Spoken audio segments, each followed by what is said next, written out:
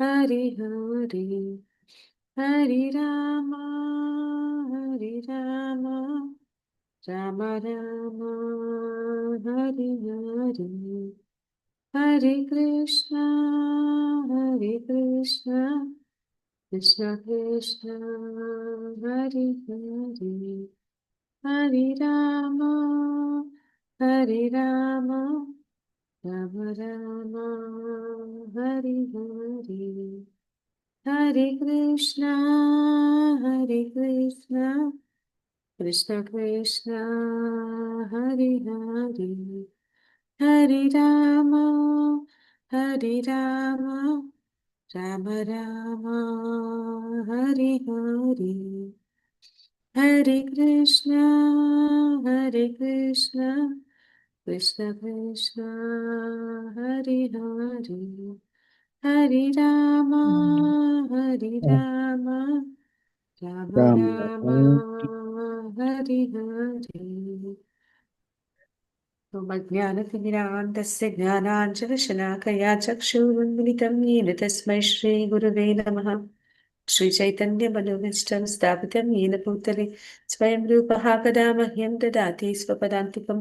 वन्देऽहं श्रीगुरुश्रीयुतपदकमलं श्रीगुरून् वैष्णवांश्च श्रीरूपं साग्रजातं सहगणरघुनाथान्वितं तं सजीवं साद्वैतं सावधूतं परिजनसहितं कृष्णचैतन्यदेवं श्रीराधाकृष्णपादान् सहगण ललिता श्रीविशाखान्वितांश्च हे कृष्णा करुणा सिन्धु दीनबन्धु जगत्पते ईशा गोपिका कान्ता राधा कान्ता नमोस्तुते तप्त काञ्चन गौरांगी राधे वृन्दावनेश्वरी वृषभानुसुते देवी प्रणमामि हरिप्रिये वाञ्छाकल्पतरुश्च कृपा सिन्धुभ्यैव च पतितनां पावनेभ्यो वैष्णवेभ्यो नमो नमः। नमो विष्णुपादाय कृष्णप्रेष्ठाय भूतले श्रीमती भक्तिवेदांत स्वामिनिति नामिने नमस्ते सरस्वती देवी गौरवाणी प्रचारिणि निर्विशेष शून्यवादि पाश्चात्य देशतारिणि जय श्री कृष्ण चैतन्य प्रभु नित्यानंद श्री द्वैत गदाधर श्रीवासादि गौर भक्त वृंद हरे कृष्णा कृष्ण कृष्ण हरे हरे हरे राम राम राम हरे हरे ಹರೇ ಕೃಷ್ಣ. ಎಲ್ಲರಿಗೂ ಶ್ರೀ ಶ್ರೀ ರಾಧಾ ಗೋವಿಂದ ಮಂಗಳೂರು ಇಸ್ಕಾನ್ ಇಂದ ನಾಮನಿಷ್ಠ ಪ್ರಭುಗಳು ಆಯೋಜಿಸಿರುವ 2ನೇ ಹಂತದ ಭಗವದ್ಗೀತೆಗೆ ಎಲ್ಲರಿಗೂ ಸ್ವಾಗತ. ಹರೇ ಕೃಷ್ಣ. ಹರೇ ಕೃಷ್ಣ ಮಾತಾಜಿ. ಹರೇ ಕೃಷ್ಣ ಪ್ರಭುಜಿ.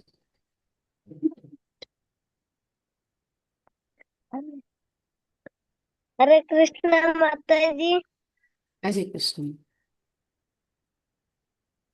ಸೊ ನಾವು ನಿನ್ನೆ ಯಾವ ಅಧ್ಯಾಯವನ್ನ ತಿಳ್ಕೊಳ್ತಾ ಇದ್ವಿ?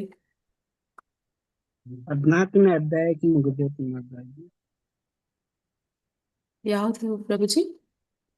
ಅಧ್ಯಾಯ 9 15ನೇ ಅಧ್ಯಾಯದಲ್ಲಿ ಹೇಳ್ಬೇಕು ಮಾತಾಜಿ. 9ನೇ ಅಧ್ಯಾಯವನ್ನ ಇದೇ ತಿಳ್ಕೊಳ್ತಾ ಇದ್ವಿ. ಮಾತಾಜಿ ಈಗ ತೋರಿಸ್ತಾ ಇದ್ದಾರಲ್ಲ ಇದೆ.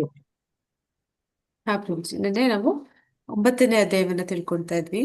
ಅದರಲ್ಲಿ ಮೊದಲ 14 ಶ್ಲೋಕಗಳು ಈಗಾಗಲೇ ಮುಗ್ದಿದೆ. ಆ 9ನೇ ಅಧ್ಯಾಯದ 14 ಶ್ಲೋಕಗಳಲ್ಲಿ ಏನೆಲ್ಲ ನನ್ನ ತಿಳ್ಕೊಂಡ್ರಿ ಹೇಳಿದ್ರಿಂದ ನಾವು ಇವತ್ತು ಮುಂದುವರಿಸೋಣ. ಹರೇ ಕೃಷ್ಣ. ಶ್ಲೋಕ 15 ಜ್ಞಾನ ಯಜ್ಞೇನ ಅಯ್ಯೋ ಕೃಷ್ಣ ಚಾಪ್ಯನ್ಯ. ಒಂದ್ ನಿಮಿಷ ನಾನು ಪ್ರಶ್ನೆ ಮಾಡಿದೆ ನಿನ್ನೆ ಒಂದು ಅಧ್ಯಾಯದಲ್ಲಿ ಏನೆಲ್ಲ ತಿಳ್ಕೊಂಡ್ರಿ ಅಂತ. ಅದಕ್ಕೆ ಹೇಳಿದ್ಮೇಲೆ ಮುಂದುವರ್ಸೋಣ. ಹರೇ ಕೃಷ್ಣ ಮಾತಾಜಿ. ಎಲ್ಲಾ ಜೀವಿಯಲ್ಲೂ ನನ್ನಲ್ಲಿ ಇದ್ದಾರೆ, ನಾನು ಅವರಲ್ಲಿ ಇಲ್ಲ. ಅಂದ್ರೆ ಸೃಷ್ಟಿಯಲ್ಲಿ ವಿಶ್ವರೂಪದಲ್ಲಿ ನೋಡುವಾಗ ಎಲ್ಲಾ ಜೀವಿಗಳು ತನ್ನಲ್ಲಿದ್ದಾರೆ. ಆದ್ರೆ ಯಾರಿಗೆ ಪರಮಾತ್ಮನಲ್ಲಿ ದೃಢವಾದ ವಿಶ್ವಾಸ ಇದೆಯೋ ಅಂತವರಲ್ಲಿ ನಾನಿದ್ದೇನೆ. ಇಲ್ಲ ಅಂದ್ರೆ ನಾನು ಅವರಲ್ಲಿ ಇಲ್ಲ ಅಂತ ನೆನ್ನೆ ತಿಳ್ಕೊಂಡಿದ್ದೆ ಮಾತಾಜಿ. ಧನ್ಯವಾದಗಳು ಮಾತಾಜಿ. ಉಳಿದವರು ಹೇಳ್ಬೋದು ಏನ್ ಅರ್ಥ ಮಾಡ್ಕೊಡ್ರಿ ನೆನ್ನೆ 14 ಶ್ಲೋಕಗಳಲ್ಲಿ.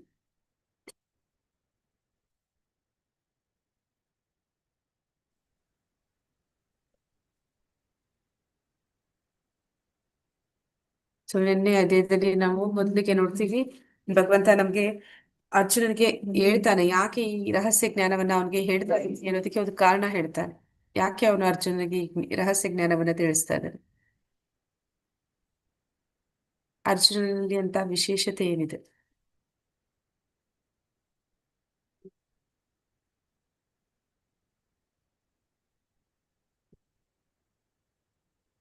ಯಾಕೆಂದ್ರೆ ಐಹಿಕ ಸಂಕಟಗಳಿಂದ ಹೊರಗೆ ಬರೋದಕ್ಕೆ ಮಾತಾಜಿ. ಅರ್ಜುನನಿಗೆ ಭಗವಂತನಲ್ಲಿ ಅಸೂಯೆ ಇಲ್ಲ ಅಂತ ಹೇಳ್ತಾನೆ. ಯಾರಿಗೆ ಭಗವಂತನಲ್ಲಿ ಅಸೂಯೆ ಇಲ್ಲ ಅಂದ್ರೆ ಯಾವುದೇ ವ್ಯಕ್ತಿ ಆದ್ರೂ ಕೂಡ ಇನ್ನೊಬ್ಬ ವ್ಯಕ್ತಿಯ ಮೇಲೆ ಅಸೂಯೆನ ಇಟ್ಕೊಂಡಿರುವುದಿಲ್ಲ, ಅಂದ್ರೆ ದ್ವೇಷ ಭಾವನೆ ಇರೋದಿಲ್ಲ. ಅಂತವನ ಹತ್ರ ಹೋಗಿ ನಾವೇನಾದ್ರೂ ಹೇಳಿದ್ವಿ ಅಂತಂದ್ರೆ ಅವನದನ್ನ ಸರಿಯಾದ ರೀತಿಯಲ್ಲಿ ಅರ್ಥ ಮಾಡ್ಕೋತಾನೆ, ಮತ್ತೆ ಸರಿಯಾದ ರೀತಿಯಲ್ಲಿ ಅದನ್ನ ತಿಳ್ಕೊತಾನೆ. ಯಾರಾದ್ರೂ ನಮ್ಮ ಶತ್ರುಗಳಿದ್ರೆ ಅವ್ರು ನಮ್ಗೆ ಏನಾದ್ರೂ ಎದೆನೆ ಬದ್ದು ಹೇಳಿದ್ರು ಕೂಡ ನಾವ್ ಅದನ್ನ ನೇರವಾಗಿ ಸ್ವೀಕಾರ ಮಾಡ್ತೀವ. ನಿಮಗೆ ಆಗದೆ ಇರೋರು ಯಾರೋ ಬಂದು ನಿಮ್ಗೆ ಒಳ್ಳೆ ಮಾತೇ ಹೇಳ್ತಾರೆ, ಒಳ್ಳೆ ವಿಷಯನೇ ಹೇಳ್ತಾರೆ, ಆದ್ರೆ ಅದನ್ನ ನೀವು ಒಳ್ಳೆ ರೀತಿಯಲ್ಲಿ ತಗೋತೀರಾ? ಇಲ್ಲ ಮಾತಾಜಿ, ಒಂದ್ಸತಿ ತುರ್ಜುಮೆ ಅಂದ್ರೆ ಹೌದಾ ಅಲ್ವಾ ನೋಡಿ ಆಮೇಲೆ ಅಕ್ಸೆಪ್ಟ್ ಮಾಡ್ತೀನಿ. ಇಲ್ಲಿ ಭಗವಂತನು ಆ ಅರ್ಜುನ ಅವರು ಸಖ್ಯ ಭಾವದಲ್ಲಿದ್ದಾರೆ, ಅವರಿಬ್ರು ಸ್ನೇಹಿತರಾಗಿದ್ದಾರೆ. ಆ ಕಾರಣದಿಂದ ಅವನು ಹೇಳ್ತಾ ಇದ್ದಾನೆ, ಈ ರಹಸ್ಯವನ್ನ ನಾನು ನಿನ್ಗೆ ಹೇಳ್ತಾ ಇದ್ದೀನಿ ಅಂತ. ಆಮೇಲೆ ಆ ರಹಸ್ಯ ಜ್ಞಾನವನ್ನ ಅವನು ವೈಭವೀಕರಿಸ್ತಾನೆ. ಆ ರಹಸ್ಯ ಜ್ಞಾನ ಅನ್ನುವಂಥದ್ದು ಎಂಥದ್ದು ಅನ್ನೋದನ್ನ ಹೇಳ್ತಾನೆ. ರಾಜವಿದ್ಯ, ರಾಜಗುಹ್ಯ, ಪವಿತ್ರವಾದದ್ದು, ಪ್ರತ್ಯಕ್ಷ ಭಗವಂ, ಕರ್ತಮವ್ಯಯಂ, ಇದೆಲ್ಲ ಅವನು ಭಗವಂತ ಒಂದು ರಹಸ್ಯ ಜ್ಞಾನದ ಒಂದು ವೈಭವೀಕರಣ ಮಾಡ್ತಾನೆ. ನಂತರ ಆ ಒಂದು ಜ್ಞಾನವನ್ನ ತಿಳ್ಕೋಬೇಕು ಅಂತಂದ್ರೆ ಮೊದಲಿಗೆ ನಮ್ಗೆ ಯಾವ ಅರ್ಹತೆ ಬೇಕು ಅಂತ ಹೇಳ್ತಾನೆ. ಭಕ್ತಿಲಿ ನಾವು ಮುಂದುವರಿಬೇಕಂದ್ರೆ ಮೊದಲನೇ ಹೆಜ್ಜೆ ಯಾವುದು ಅಂತ ಹೇಳ್ತಾನೆ. ಶ್ರದ್ಧೆ ಮಾತಾಜಿ. ಶ್ರದ್ಧೆ ಇರಬೇಕು ಅಂತ ಹೇಳ್ತಾನೆ. ನಂತರ ಭಗವಂತ ಅವನ ಒಂದು ಐಶ್ವರ್ಯ ಭಾವವನ್ನು ಹೇಳ್ತಾನೆ. ಅಂದ್ರೆ ಭಗವಂತನ ಒಂದು ಮಹಿಮೆಗಳನ್ನ ತಿಳಿಸ್ಕೊಡ್ತಾನೆ, ಹೇಗೆ ಈ ಒಂದು ಪ್ರಕೃತಿ ಎನ್ನುವಂಥದ್ದು ಅವನ ಒಂದು ನಿರ್ದೇಶನದಲ್ಲಿ ಅದು ಕೆಲಸ ಮಾಡ್ತಿದೆ. ಮತ್ತೆ ಆ ಒಂದು ಭಗವಂತನ ನಿರ್ದೇಶನದಲ್ಲಿ ಎಲ್ಲವೂ ಕೂಡ ಅವನ ಸಂಕಲ್ಪ ಮಾತ್ರದಿಂದ ಕಾರ್ಯ ಮಾಡ್ತಾ ಇದೆ. ಮತ್ತೆ ಅವನ ಶಕ್ತಿಗಳು ಎಲ್ಲವನ್ನು ಕೂಡ ಅವನ ಒಂದು ಸಂಕಲ್ಪವನ್ನು ಈಡೇರಿಸ್ತಾ ಇದೆ. ಅವನ ಏನು ಆಗ್ಬೇಕು ಅಂತ ತಿಳಿತಾ ಇದ್ದಾನೆ ಅದನ್ನೆಲ್ಲ ಎಲ್ಲ ಅವನ ಶಕ್ತಿಗಳೇ ಮಾಡ್ತಾ ಇದೆ. ಅಲ್ಲಿ ಅವನ ಒಂದು ಉಪಸ್ಥಿತಿ ಇರುವ ಅವಶ್ಯಕತೆ ಇಲ್ಲ ಅನ್ನುವಂಥದ್ದು. ಅವನ ಒಂದು ಯೋಗವನ್ನ ಅಂದ್ರೆ ಆ ಒಂದು ಮಹಿಮೆಗಳನ್ನ, ಐಶ್ವರ್ಯ ಭಾವವನ್ನ ಭಗವಂತ ಹೇಳ್ತಾ ಹೋಗ್ತಾನೆ. ಕೊನೆಗೆ ಭಗವಂತನಿಗೆ ಯಾವುದೇ ಒಂದು ಕರ್ಮ ಬಂಧನ ಇಲ್ಲ, ಯಾಕಂದ್ರೆ ಅವನು ನಿರ್ಲಿಪ್ತನಾಗಿದ್ದಾನೆ, ತಟಸ್ಥನಾಗಿದ್ದಾನೆ ಅನ್ನೋದನ್ನ ಹೇಳ್ತಾನೆ. ಇಷ್ಟೆಲ್ಲ ಸೃಷ್ಟಿಯನ್ನ ಮಾಡಿದ ಮೇಲೆ ಕೂಡ ಮತ್ತೇನ್ ಹೇಳ್ತಾನೆ ಅಂದ್ರೆ ಭಗವಂತ ಯಾವಾಗ ಭೂಮಿ ಮೇಲೆ ಬರ್ತಾನೆ ಆಗ ಯಾರು ಆಸುರಿ ಗುಣ ಅಥವಾ ನಾಸ್ತಿಕರು ಇರ್ತಾರೆ ಅವರು ಭಗವಂತನನ್ನ ಅಪಹಾಸ್ಯ ಮಾಡ್ತಾರೆ, ಅವನನ್ನ ಸಾಧಾರಣ ಮನುಷ್ಯ ಅಂತ ತಿಳಿತಾರೆ. ಆ ಕಾರಣದಿಂದ ಅವರು ಹೇಗೆ ಪತನವನ್ನ ಹೊಂದುತ್ತಾರೆ ಅನ್ನುವಂಥದ್ದನ್ನು ತಿಳಿಸ್ತಾ, ನಂತರ ಯಾರು ಭಕ್ತರಿರ್ತಾರೆ ಅವರು ಭಗವಂತನ ಮಹಾತ್ಮರು, ಶುದ್ಧ ಭಕ್ತರು, ಅವರು ದೈವಿ ಪ್ರಕೃತಿ ಆಶ್ರಯದಲ್ಲಿ ಇರ್ತಾರೆ. ಮತ್ತೆ ಅವರು ಹೇಗೆ ಭಗವಂತನ ಮಹಿಮೆಗಳನ್ನ ತಿಳ್ಕೊಂಡು ಅವನಿಗೆ ಶರಣಾಗತಿಯನ್ನು ಹೊಂದಿ ಅವನ ಭಕ್ತಿ ಸೇವೆಯಲ್ಲಿ ಮುಂದುವರಿತಾರೆ ಅನ್ನೋದನ್ನ ತಿಳ್ಕೊಂಡಿದ್ವಿ. ಈಗ ಮುಂದುವರಿಸ್ತಾ ಶ್ಲೋಕ 15ರಿಂದ ಈ ಒಂದು ಭಕ್ತರು ಅಭಕ್ತರ ಬಗ್ಗೆ ತಿಳಿದಾಯ್ತು. ಈಗ ಏನು ಅಂತಂದ್ರೆ ಯಾರು ಜ್ಞಾನಿಗಳಿದ್ದಾರೆ, ಅಂದ್ರೆ ಆಧ್ಯಾತ್ಮಿಕ ಒಂದು ಜೀವನದಲ್ಲಿ ಪ್ರಾರಂಭದ ಹಂತದಲ್ಲಿ ಇದ್ದಾರೆ, ಅವರು ಭಗವಂತನನ್ನ ಯಾವ ರೀತಿ ಉಪಾಸನೆ ಮಾಡ್ತಾರೆ, ಪೂಜಿಸ್ತಾರೆ ಅನ್ನೋದನ್ನ ಇಲ್ಲಿ ತಿಳಿಸ್ತಾ ಇದ್ದಾರೆ. ಮುಂದುವರ್ಸೋಣ. ಶ್ಲೋಕ 15. ಹರಿಕೃಷ್ಣ. ಶ್ಲೋಕ 15. ಜ್ಞಾನ ಯಜ್ಞೇನ ಚೈತನ್ಯ ಯಜಂತೋ ಮಾಮುಪಾಸತೆ ಏಕತ್ವೇನ ಪೃಥಕ್ತ್ವೇನ ಬೋಧ ವಿಶ್ವತೋಮುಖಂ. ಅನುವಾದ: ಜ್ಞಾನದ ಬೆಳವಣಿಗೆಯಿಂದ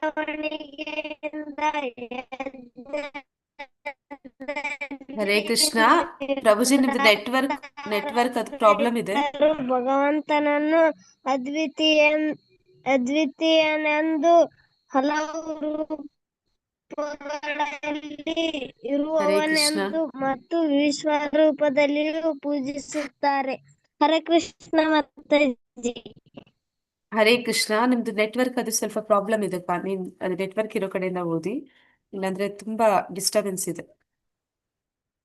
ಓಕೆ, ಇಲ್ಲಿ ಏನ್ ಹೇಳ್ತಾ ಇದ್ದಾರೆ ಅಂದ್ರೆ ಜ್ಞಾನದ ಬೆಳವಣಿಗೆ ಅಂದ್ರೆ ಯಾರು ಈ ಆಧ್ಯಾತ್ಮಿಕದಲ್ಲಿ ಅಂದ್ರೆ ಭಗವಂತನ ಒಂದು ಜ್ಞಾನವನ್ನ ಬೆಳೆಸ್ಕೊತಾ ಇದ್ದಾರೆ ಅಂತವ್ರು ಭಗವಂತನನ್ನ 3 ರೀತಿಯ ಜನ ಬರ್ತಾರೆ ಅವನ ಆರಾಧನೆ ಮಾಡುವಂತ ಉಪಾಸಕರು.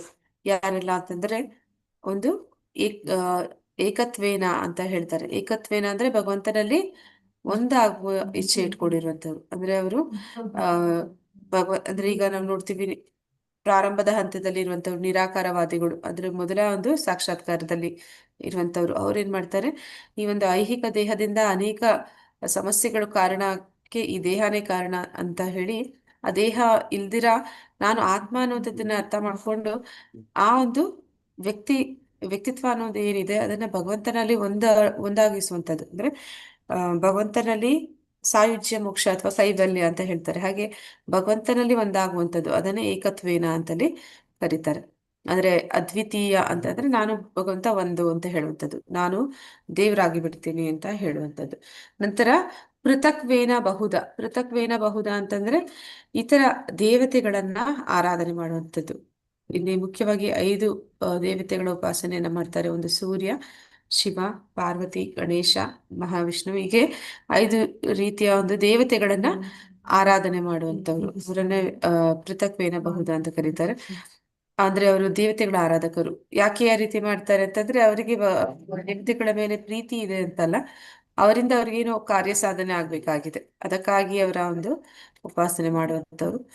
ನಂತರ ಬರುವಂತದ್ದು ವಿಶ್ವತೋಮುಖಂ ಅಂದ್ರೆ ಭಗವಂತನ ವಿಶ್ವರೂಪವನ್ನ ಪೂಜಿಸುವಂತವ್ರು. ಹೀಗೆ ಒಂದು ಆಧ್ಯಾತ್ಮಿಕ ಬೆಳವಣಿಗೆಯಲ್ಲಿ 3 ರೀತಿಯ ಜನ ಬರ್ತಾರೆ ಒಂದು ಭಗವಂತನ ಉಪಾಸನೆಯಲ್ಲಿ ತೊಡಗುವಂತವ್ರು ಅಂತಲ್ಲಿ ತಿಳಿಸ್ತಾ ಇದ್ದಾರೆ. ಪ್ರಭುಜಿ, ನಿಮ್ದು ನೆಟ್ವರ್ಕ್ ಚೆನ್ನಾಗಿದ್ರೆ ಓದಿ ಪ್ರಭುಜಿ, ಇಲ್ಲಾಂದ್ರೆ ತುಂಬಾ ಡಿಸ್ಟರ್ಬೆನ್ಸ್ ಇದೆ. ಹರೇ ಕೃಷ್ಣ.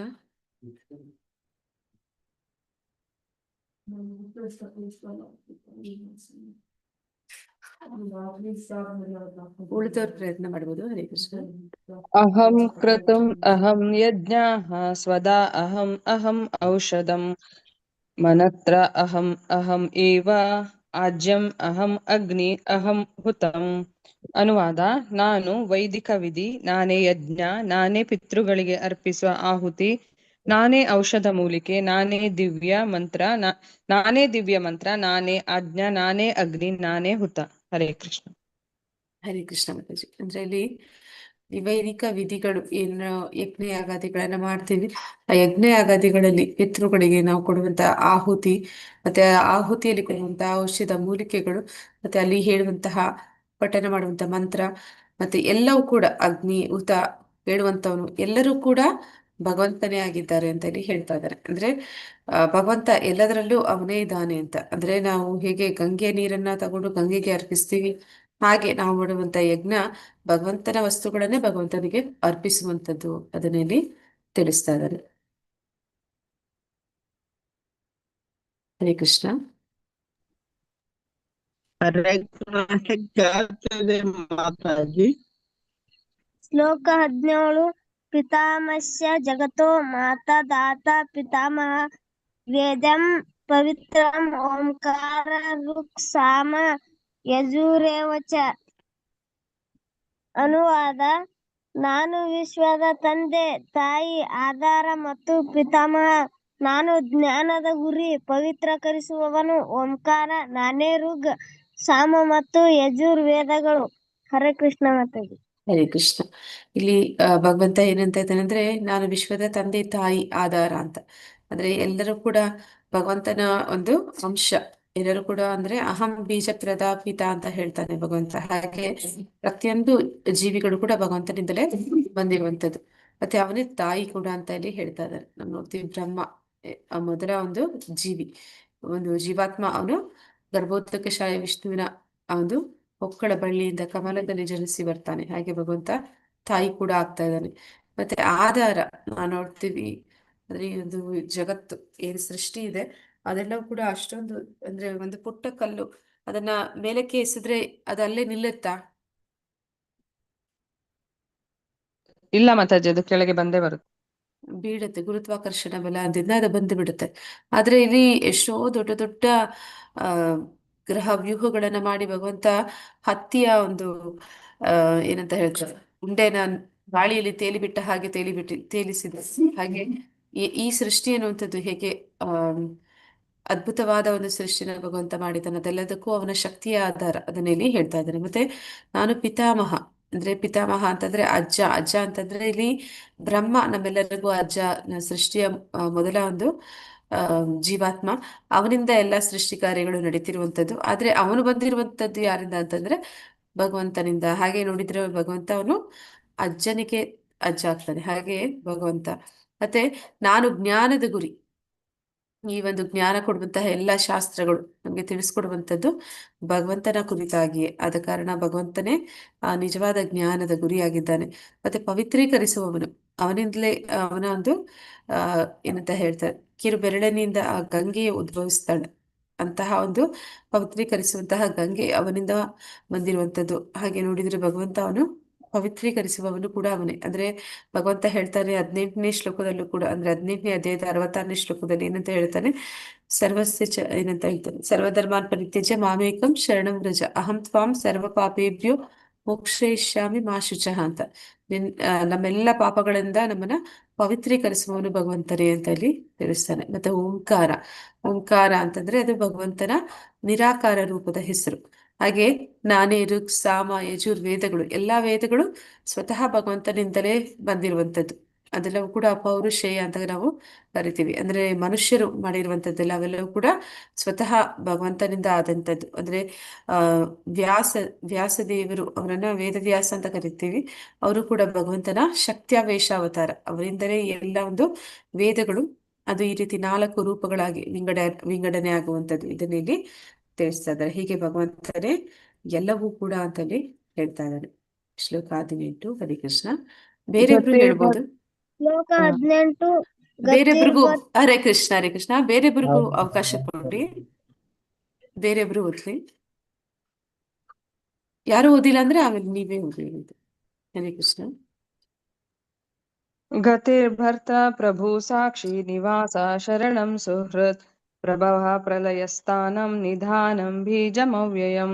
ಅನುವಾದ: ನಾನೇ ಗುರಿಯು, ನಾನೇ ಪೋಷಿಸುವವನು, ನಾನೇ ಯಜಮಾನನು, ನಾನೇ ಸಾಕ್ಷಿ, ನಾನೇ ನಿವಾಸ, ನಾನೇ ಆಶ್ರಯ, ನಾನೇ ಅತ್ಯಂತ ಆಪ್ತ ಗೆಳೆಯ, ನಾನೇ ಸೃಷ್ಟಿ, ನಾನೇ ಪ್ರಳಯ, ನಾನೇ ಎಲ್ಲಕ್ಕೂ ಆಧಾರ, ನಾನೇ ವಿಶ್ರಾಂತಿ ತಾಣ, ನಾನೇ ಶಾಶ್ವತ ಬೀಜ. ಹರೇ ಕೃಷ್ಣ. ಹರೇ ಕೃಷ್ಣ. ಅಂದ್ರೆ ಭಗವಂತನೇ ಗುರಿ ಅಂತಂದ್ರೆ ಎಲ್ಲರ ಒಂದು ಭಕ್ತರು ಯಾರಿದ್ದಾರೆ, ಎಲ್ಲ ಭಕ್ತರಿಗೂ ಭಗವಂತನೇ ಅವನು ಆ ಭಗವಂತನನ್ನ ಹೊಂದುವಂಥದ್ದು, ಭಗವಂತನನ್ನ ಪಡೆಯುವಂಥದ್ದು, ಅವನ ಒಂದು ಧಾಮಕ್ಕೆ ಹೋಗುವಂಥದ್ದು ಎಲ್ಲರ ಒಂದು ಉದ್ದೇಶ ಆಗಿದೆ. ಮತ್ತೆ ಭಗವಂತನೇ ನಮ್ಮೆಲ್ಲರನ್ನು ಪೋಷಿಸುವಂಥದ್ದು. ಅಂದ್ರೆ ಒಂದು ಭೌತಿಕ ಜಗತ್ತನ್ನ ಭಗವಂತ ಸೃಷ್ಟಿಸಿದ್ದಾನೆ, ಆಧ್ಯಾತ್ಮಿಕ ಜಗತ್ತಿಗೂ ಕೂಡ ಅವನೇ ಮೂಲ. ಹೀಗೆ ಎಲ್ಲರನ್ನೂ ಕೂಡ ಪೋಷಿಸುವ ಒಂದು ಕಾರ್ಯವನ್ನು ಕೂಡ ಭಗವಂತನೇ ಮಾಡ್ತಾ ಇದ್ದಾನೆ. ಭಗವಂತನೇ ಯಜಮಾನ, ಅಂದ್ರೆ ಅವನೇ ಒಂದು ನಾವು ನೋಡ್ತೀವಿ, ಭೋಕ್ತಾರಂ ಯಜ್ಞ ತಪಸ ಸರ್ವಲೋಕ ಮಹೇಶ್ವರ. ಅಂದ್ರೆ ಎಲ್ಲಾ ಲೋಕಗಳಿಗೂ ಕೂಡ ಭೋಗಿಸುವಂತವನು ಮತ್ತೆ ಎಲ್ಲದರ ನಿಯಾಮಕ ಭಗವಂತನೇ ಆಗಿದ್ದಾನೆ. ಯಜಮಾನ ಕೂಡ, ಒಡೆಯ ಕೂಡ ಅವನೇ ಆಗಿದ್ದಾನೆ. ಹಾಗೆ ನಾನೇ ಸಾಕ್ಷಿ, ಎಲ್ಲರ ಹೃದಯದಲ್ಲಿ ಪರಮಾತ್ಮನಾಗಿ ಅವನೇ ಸಾಕ್ಷಿ ಕೂಡ ಆಗಿದ್ದಾನೆ. ನಾನೇ ನಿವಾಸ, ನಾನೇ ನಿವಾಸ ಅಂತಂದ್ರೆ ನಾವೆಲ್ಲರೂ ಕೂಡ ಹೋಗಿ ಸೇರ್ಬೇಕಾಗಿರುವಂತಹ ಒಂದು ಭೂಲೋಕ ವೃಂದಾವನ, ಅದು ಕೂಡ ಭಗವಂತನೇ. ಮತ್ತೆ ನಾನೇ ಆಶ್ರಯ, ಎಲ್ಲರಿಗೂ ಕೂಡ ಆಶ್ರಯದಾತ ಭಗವಂತನೇ. ಅವನ ಒಂದು ಕೃಪೆಯಿಂದ, ಅವ್ಯಾಜ ಕರುಣೆಯಿಂದ ಈ ಭೌತಿಕ ಜಗತ್ತು, ಆಧ್ಯಾತ್ಮಿಕ ಜಗತ್ತು ಎಲ್ಲ ಕಡೆ ಈ ಜೀವಾತ್ಮಗಳು ಭಗವಂತನನ್ನ ಆಶ್ರಯಿಸಿದ್ದಾರೆ. ನಾನೇ ಅತ್ಯಂತ ಆಪ್ತ ಗೆಳೆಯ, ಸುಹೃದಂ ಸರ್ವಭೂತಾನ ಜ್ಞಾತ್ವಾ ಮಾಂ ಶಾಂತಿ ಮೃಚ್ಛತಿ. ಅಂದ್ರೆ ಎಲ್ಲರ ಒಂದು ಹಿತೈಷಿ ಕೂಡ ಭಗವಂತ ಆಗಿದ್ದಾನೆ. ನಾನೇ ಸೃಷ್ಟಿ, ಈ ಒಂದು ಸೃಷ್ಟಿ ಭಗವಂತನಿಂದಲೇ. ನಾವು ನೋಡಿದ್ವಿ ನೆನೆಯ ಒಂದು ಅಧ್ಯಾಯದಲ್ಲಿ, ಅವನ ಸಂಕಲ್ಪ ಮಾತ್ರದಿಂದ ಈ ಸೃಷ್ಟಿ ಸ್ಥಿತಿ ಲಯಗಳು ನಡೆಯುತ್ತೆ ಅಂತ. ಹಾಗೆ ನಾನೇ ಪ್ರಳಯ, ನಾನೇ ಎಲ್ಲಕ್ಕೂ ಆಧಾರ. ಮತ್ತೆ ನಾನೇ ವಿಶ್ರಾಂತಿ ತಾಣ, ಎಲ್ಲರೂ ಹೋಗಿ ಭಗವಂತನ ಒಂದು ಶರಣಾಗತಿ ಹೊಂದಿ ಅವನ ಪಾದ ಪದ್ಮಗಳಲ್ಲಿ ವಿಶ್ರಾಂತಿನ ಇಚ್ಛಿಸ್ತಾರೆ. ಮತ್ತೆ ನಾನೇ ಶಾಶ್ವತವಾದ ಬೀಜ, ಅಹಂ ಬೀಜಪ್ರದ ಪಿತಾ ಅಂತ ಹೇಳ್ತಾನೆ. ಅಂದ್ರೆ ಎಲ್ಲ ಒಂದು 84 ಲಕ್ಷ ಯೋನಿಗಳು ಏನೆಲ್ಲ ಇದೆ, ಆ ಎಲ್ಲವೂ ಕೂಡ ಸ್ವತಃ ಬಂದಿರುವಂಥದ್ದು, ಆ ಒಂದು ಮೂಲದಲ್ಲಿ ಬಂದಿರುವಂಥದ್ದು ಭಗವಂತನಿಂದ. ನಾವೆಲ್ಲರೂ ಕೂಡ ಭಗವಂತನ ವಿಭಿನ್ನ ಅಂಶಗಳು ಅನ್ನೋದನ್ನ ಇಲ್ಲಿ ತಿಳಿಸ್ತಾ ಇದ್ದಾನೆ. ಹರೇ ಕೃಷ್ಣ.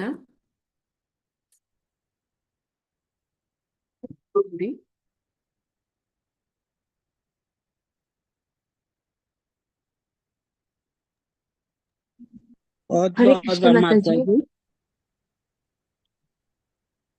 ಯಾರಾದ್ರೂ ಓದಿ ಮಾತಾಜಿ. ನೀವು ಶ್ಲೋಕ ಓದಿ, ಅನುವಾದ ನಮ್ಮ ಫೋಟೋ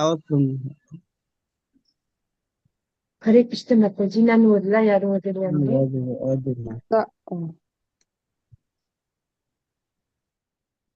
ಓದಿ ಮಾತಾಜಿ ತಪಾಮ್ಯಹಂ ನೆಕ್ಸ್ಟ್. ಅಹಂ ವರ್ಷಂ. ಓದ್ತಿದ ಯಾರು?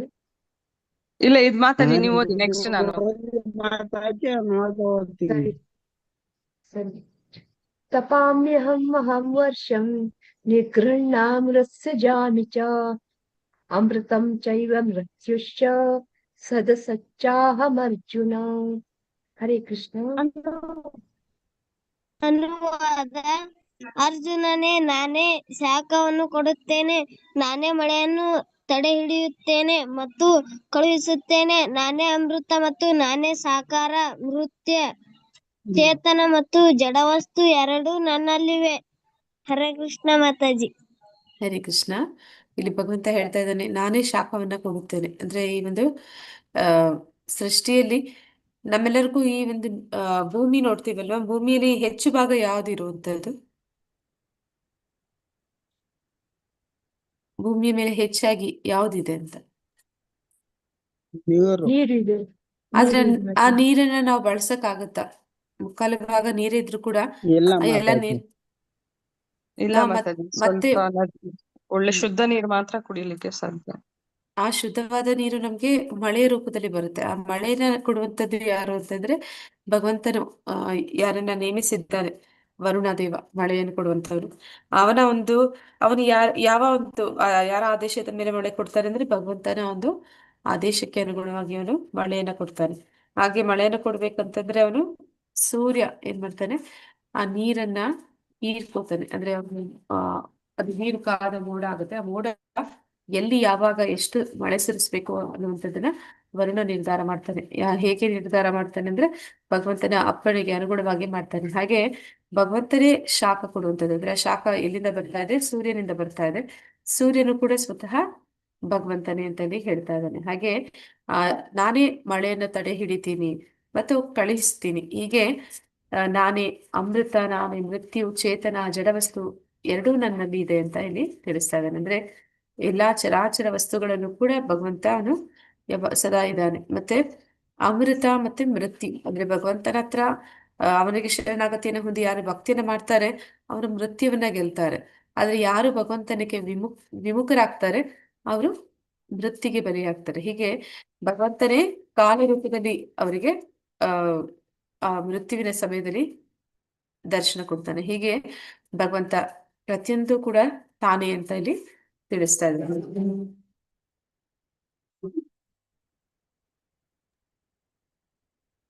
ಹರೇ ಕೃಷ್ಣ. ತ್ರೈವಿದ್ಯಾ ಮಾಂ ಸೋಮಪಾಪೂತ ಪಾಪ ಯಜ್ಞೈರಿಶ್ವಸ್ವರ್ಗತಿಂ ಪ್ರಾರ್ಥಯಂತೆ ತೇ ಪುಣ್ಯಮಾಸಾದ್ಯ ಸುರೇಂದ್ರ ಲೋಕಂ ಅಶ್ನಂತಿ ದಿವ್ಯಾನ್ ದಿವಿ ದೇವ ಭೋಗಾನ್. ಪ್ರಭುಜಿ ಓದ್ತೀರಾ ಅನುವಾದ? ಅನುವಾದ: ವೇದಗಳನ್ನು ಅಭ್ಯಾಸ ಮಾಡಿ ಸೋಮರಸವನ್ನು ಪಾನ ಮಾಡಿ ಸ್ವರ್ಗಲೋಕಗಳನ್ನು ಅರಸುವವರು ಪರೋಕ್ಷವಾಗಿ ನನ್ನನ್ನು ಪೂಜಿಸುತ್ತಾರೆ. ಪಾಪ ಪ್ರತಿಕ್ರಿಯೆಗಳಿಂದ ಬಿಡುಗಡೆಯಾಗಿ ಪರಿಶುದ್ಧರಾಗಿ ಅವರು ಇಂದ್ರನ ಪುಣ್ಯ ಸ್ವರ್ಗದಲ್ಲಿ ಹುಟ್ಟುತ್ತಾರೆ. ಅಲ್ಲಿ ಸ್ವರ್ಗ ಸುಖಗಳನ್ನು ಸವಿಯುತ್ತಾರೆ. ಹರೇ ಕೃಷ್ಣ. ಹರೇ ಕೃಷ್ಣ ಮಾತಾಜಿ. ಅಂದ್ರೆ ಯಾರು ವೇದಗಳನ್ನ ಅಭ್ಯಾಸ ಮಾಡ್ತಾರೆ ಮತ್ತೆ ಈ ಒಂದು ಕಾಮ್ಯ ಕರ್ಮಗಳಲ್ಲಿ ತೊಡಗುತ್ತಾರೆ, ಅಂದ್ರೆ ವೇದಗಳಲ್ಲಿ ಕೊಟ್ಟಿ ಶಾಸ್ತ್ರದಲ್ಲಿ ಹೇಳಿರುವಂತಹ ರೀತಿಯಲ್ಲಿ ಪುಣ್ಯ ಕಾರ್ಯಗಳನ್ನ ಮಾಡ್ತಾರೆ. ಅಂತವ್ರು ಏನಾಗುತ್ತೆ ಅಂತಂದ್ರೆ ಅವರು ಸ್ವರ್ಗ ಲೋಕಗಳಿಗೆ ಹೋಗ್ತಾರೆ. ಅಲ್ಲಿ ಏನ್ ಮಾಡ್ತಾರೆ, ಅವರು ಸೋಮರಸವನ್ನ ಪಾನ ಮಾಡುವಂಥದ್ದು. ಅಂದ್ರೆ ಇದು ಮದ್ಯಪಾನದ ರೀತಿಯಲ್ಲೆಲ್ಲ ಸೋಮರಸ ಅಂತಂದ್ರೆ ಅವ್ರಿಗೆ ಶಕ್ತಿಯನ್ನ ಕೊಡುವಂತದ್ದು. ಅಂತಹ ಒಂದು ಪಾನೀಯವನ್ನ ಅಲ್ಲಿ ಅವರು ಸವಿತಾರೆ ಅಂತ ಅಲ್ಲಿ ಹೇಳ್ತಾ ಇದ್ದಾರೆ. ಮತ್ತೆ ಏನಾಗತ್ತೆ ಅಂತಂದ್ರೆ ಅವರು ಭಗವಂತನನ್ನ ವಿಧಿಪೂರ್ವಕವಾಗಿ ಅವ್ರು ಪೂಜಿಸ್ತಾ ಇಲ್ಲ, ಅವಿಧಿಪೂರ್ವಕವಾಗಿ ಅಂದ್ರೆ ತಪ್ಪಾದ ರೀತಿಯಲ್ಲಿ ಅವರು ಪೂಜೆ ಮಾಡ್ತಾ ಇದ್ದಾರೆ. ಮತ್ತೆ ಪಾಪ ಪ್ರತಿಕ್ರಿಯೆಗಳಿಂದ ಬಿಡುಗಡೆಯಾಗಿ ಪರಿಶುದ್ಧರಾಗಿ ಅಂದ್ರೆ ಯಾವಾಗ ಅವರು ಪುಣ್ಯವನ್ನ ಗಳಿಸ್ತಾರೆ ಆಗ ಅವರು ಎಲ್ಲ ಪಾಪಗಳಿಂದ ಮುಕ್ತಿಯನ್ನು ಕೂಡ ಪಡೆದಿದ್ದಾರೆ. ಮತ್ತೆ ಅವರು ಸ್ವರ್ಗ ಲೋಕಕ್ಕೆ ಅಲ್ಲಿ ಹುಟ್ಟುತ್ತಾರೆ ಮತ್ತೆ ಅಲ್ಲಿ ಸ್ವರ್ಗದ ಸುಖಗಳನ್ನ ಸವಿತಾರೆ ಅಂತ. ಅಂದ್ರೆ ನಾವು ಯಾವಾಗ ಯಜ್ಞ ಯಾಗಾದಿಗಳನ್ನ ಮಾಡ್ತೀವಿ, ಅಂದ್ರೆ ವೇದಶಾಸ್ತ್ರದಲ್ಲಿ ಹೇಳಿರುವಂತಹ ತಪಸ್ಸುಗಳನ್ನ ವ್ರತಗಳನ್ನ ಆಚರಣೆ ಮಾಡ್ತೀವಿ, ಆಗ ಏನಾಗುತ್ತೆ, ನಮ್ಮೆಲ್ಲ ಪಾಪಗಳು ಅದು ನಾಶವಾಗುತ್ತೆ. ನಂತರ ನಾವು ಅದೇ ಸಮಯದಲ್ಲಿ ಪುಣ್ಯವನ್ನು ಕೂಡ ಗಳಿಸ್ತೀವಿ. ಆದ್ರೆ ಈಗ ನಾವು ಪುಣ್ಯವನ್ನ ಗಳಿಸುವಂತದ್ದು ಪಾಪಗಳನ್ನು ಕಳ್ಕೊಳ್ಳುವಂತದ್ದು ಅದು ಒಳ್ಳೆಯ ವಿಚಾರನಾ ಅಥವಾ ಒಳ್ಳೆಯ ವಿಚಾರ ಅಲ್ಲನಾ? ಸ್ವರ್ಗಲೋಕಗಳಿಗೆ ಹೋಗುವಂತದ್ದು. ಪಾಪ ಪುಣ್ಯದಿಂದ ಮುಕ್ತರಾಗಿ ಎಲ್ಲ ಕೃಷ್ಣನಿಗೆ ಅರ್ಪಣೆ ಮಾಡ್ಬೇಕಲ್ವ ಮಾತಾಜಿ? ಪುಣ್ಯವನ್ನ ಗಳಿಸೋದು ಅಂತಂದ್ರೆ ಈ ಒಂದು ಏನಂತ ಹೇಳ್ತಾರೆ ಅಂದ್ರೆ ಹೆಚ್ಚು ಹೆಚ್ಚು ಹಣ ಗಳಿಸಿದ ಹಾಗೆ ಅಂತ. ಆ ಹೆಚ್ಚು ಹಣ ಸಿಕ್ಕಿದಾಗ ನಾವೇನ್ ಮಾಡ್ತೀವಿ, ಆ ವಿಶ್ವ ಪರ್ಯಟನೆ ಅಂತ ಹೇಳ್ತಾರೆ, ಹಾಗೆ ವರ್ಲ್ಡ್ ಟೂರ್ಗೆ ಹೋಗ್ತಾರೆ ಅಂತ. ಎಲ್ಲಿವರೆಗೂ ಹೋಗ್ತಾರೆ ಅಂತಂದ್ರೆ ಕೈಯಲ್ಲಿರುವ ದುಡ್ಡು ಖಾಲಿಯಾಗೋವರೆಗೂ ಹೋಗ್ತಾರೆ ಅಂತ. ಹಾಗೆ ಈ ಸ್ವರ್ಗ ಲೋಕಗಳಿಗೆ ಪುಣ್ಯ ಅದು ಕ್ಷೀಣಿ ಪುಣ್ಯ ಮರ್ತ್ಯ ಲೋಕ ವಿಶಂತಿ ಅಂತ ಹೇಳ್ತಾರೆ. ಅಂದ್ರೆ ಆ ಒಂದು ಪುಣ್ಯ ಕಳೆದ ಮೇಲೆ ಅವ್ರು ಮತ್ತೆ ಭೂಮಿಗೆ ವಾಪಸ್ ಆಗ್ತಾರೆ. ಅಂತಹ ಒಂದು ಪುಣ್ಯದಿಂದ ಮತ್ತೆ ಏನು ಪ್ರಯೋಜನ ಅಂತ. ಅಂದ್ರೆ ನಾವು ಸ್ವರ್ಗ ಲೋಕಗಳಿಗೆ ಹೋಗುವಂತದ್ದು ಕೂಡ ಅದು ಒಳ್ಳೆಯ ವಿಚಾರ ಅಲ್ಲ ಅನ್ನೋದನ್ನಲ್ಲಿ ನೋಡ್ತಾ ಇದ್ವಿ. ಅಂದ್ರೆ ಅಲ್ಲಿ ಹುಟ್ಟುತ್ತಾರೆ, ಮತ್ತೆ ಅಲ್ಲಿ ಎಲ್ಲ ಭೋಗವನ್ನ ಅನುಭವಿಸಿದ ಮೇಲೆ ತಮ್ಮ ಪುಣ್ಯ ಅದು ಖಾಲಿಯಾದ ಮೇಲೆ ಭೂಮಿಗೆ ಹಿಂದಿರುಗ್ತಾರೆ. ಹರೇ ಕೃಷ್ಣ. ते तं भुक्त्वा सर्गलोकं विशालं क्षीणे पुण्यमृत्युलोकं विशन्ति एवं त्रैधर्ममनु प्रपन्ना गतागतं कामकामा लभन्ते. ಅನುವಾದ: ಹೀಗೆ ಓದಿ ಪ್ರಭುಜಿ. ಅನುವಾದ: ಹೀಗೆ ಅವರು ಸ್ವರ್ಗಲೋಕದ ಅಪಾರವಾದ ಇಂದ್ರಿಯ ಭೋಗವನ್ನು ಸವಿದು ತಮ್ಮ ಪುಣ್ಯ ಕಾರ್ಯಗಳ ಫಲಗಳು ಕ್ಷಯಿಸಿದ ನಂತರ ಈ ಮರ್ತ್ಯ ಲೋಕಕ್ಕೆ ಹಿಂದಿರುಗುತ್ತಾರೆ. ಹೀಗೆ 3 ವೇದಗಳ ತತ್ವಗಳ ಅನುಸರಣೆಯಿಂದ ಇಂದ್ರಿಯ ಸುಖವಷ್ಟನ್ನೇ ಅರಸುವವರು ಮತ್ತೆ ಮತ್ತೆ ಹುಟ್ಟಿ ಸಾಯುವುದನ್ನಷ್ಟೇ ಸಾಧಿಸುತ್ತಾರೆ. ಹರೇ ಕೃಷ್ಣ ಮಾತಾಜಿ. ಹರೇ ಕೃಷ್ಣ.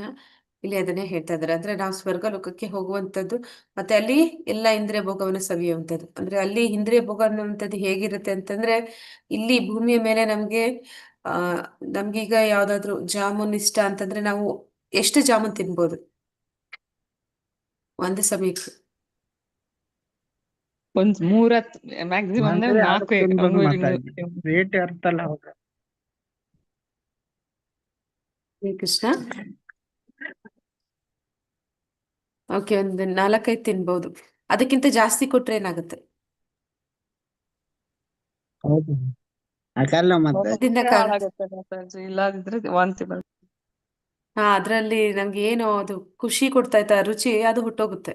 ಇನ್ನದು ನೋಡಿದ್ರೆ ನಮ್ಗೆ ಅದು ಅಸಹ್ಯ ಅನ್ಸುತ್ತೆ, ಆ ರೀತಿ ಆಗ್ಬಿಡುತ್ತೆ. ಆದ್ರೆ ಸ್ವರ್ಗ ಲೋಕದಲ್ಲಿ ಇಂದ್ರಿಯ ಭೋಗ ಅನ್ನುವಂಥದ್ದು ಯಾವ ರೀತಿ ಇರುತ್ತೆ ಅಂತಂದ್ರೆ, ಹೌದು. ಅಲ್ಲಿ 10,000 ಜಾಮೂನ್ ಕೊಟ್ರು ಕೂಡ ನಮ್ಗೆ ಬೇಡ ಅಂತ ಅನ್ಸೋದಿಲ್ಲ ಅಂತೆ. ಅಂದ್ರೆ ನಮ್ಗೆ ಆ ರೀತಿ ಅದು ಅಸಹ್ಯ ಅನ್ಸೋದಿಲ್ಲ ಅಂತೆ. ಯಾಕಂದ್ರೆ ಅಷ್ಟೊಂದು ಇಂದ್ರಿಯ ಭೋಗ ಅನ್ನುವಂಥದ್ದು ಅಲ್ಲಿ ಅಷ್ಟು ಹೆಚ್ಚಾಗಿ. ಹಾಗೆ ಈ ಸ್ವರ್ಗ ಲೋಕಕ್ಕೆ ಹೋದಂತವ್ರು ಹೆಚ್ಚು ಹೆಚ್ಚು ಇಂದ್ರಿಯ ಭೋಗದಲ್ಲಿ ತೊಡಗ್ತಾರೆ. ಮತ್ತೆ ಅವರ ಒಂದು ಪುಣ್ಯ ಅದು ಕ್ಷಯಿಸಿದ ನಂತರ ಅವರು ಮರ್ತ್ಯ ಲೋಕ ಅಂದ್ರೆ ಭೂಮಿಗೆ ಮತ್ತೆ ವಾಪಸ್ ಆಗ್ತಾರೆ. ಮತ್ತೆ ಅವ್ರು ಏನ್ ಮಾಡ್ತಾರೆ ಅಂತಂದ್ರೆ,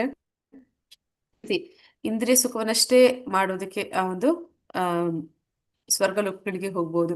ಮತ್ತೆ ಅಲ್ಲಿ ಹೋದ್ರೂ ಕೂಡ ನಮಗೆ ಈ ಜನ್ಮ ಮೃತ್ಯು ಜರಾವ್ಯಾಧಿಯಿಂದ ಬಿಡುಗಡೆ ಇಲ್ಲ.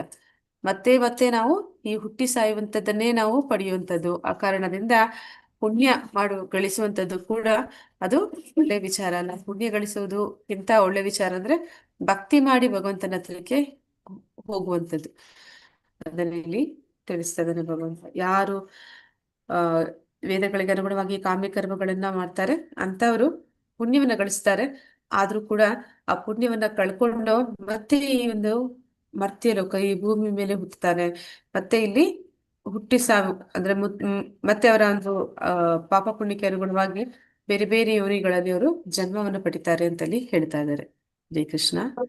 ಅನನ್ಯಶ್ಚಿಂತಯಂತೋ ಮಾಂ ಯೇ ಜನಾ ಪರ್ಯುಪಾಸತೆ ತೇಷಾಂ ನಿತ್ಯಾಭಿಯುಕ್ತಾನಾಂ ಯೋಗಕ್ಷೇಮಂ ವಹಾಮ್ಯಹಂ.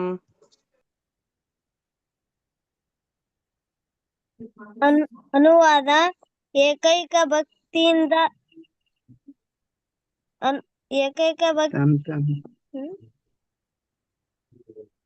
ಹರೇ ಕೃಷ್ಣ. ಮುಂದುವರಿಸಿ, ಕರೆಕ್ಟ್ ಇದೆ.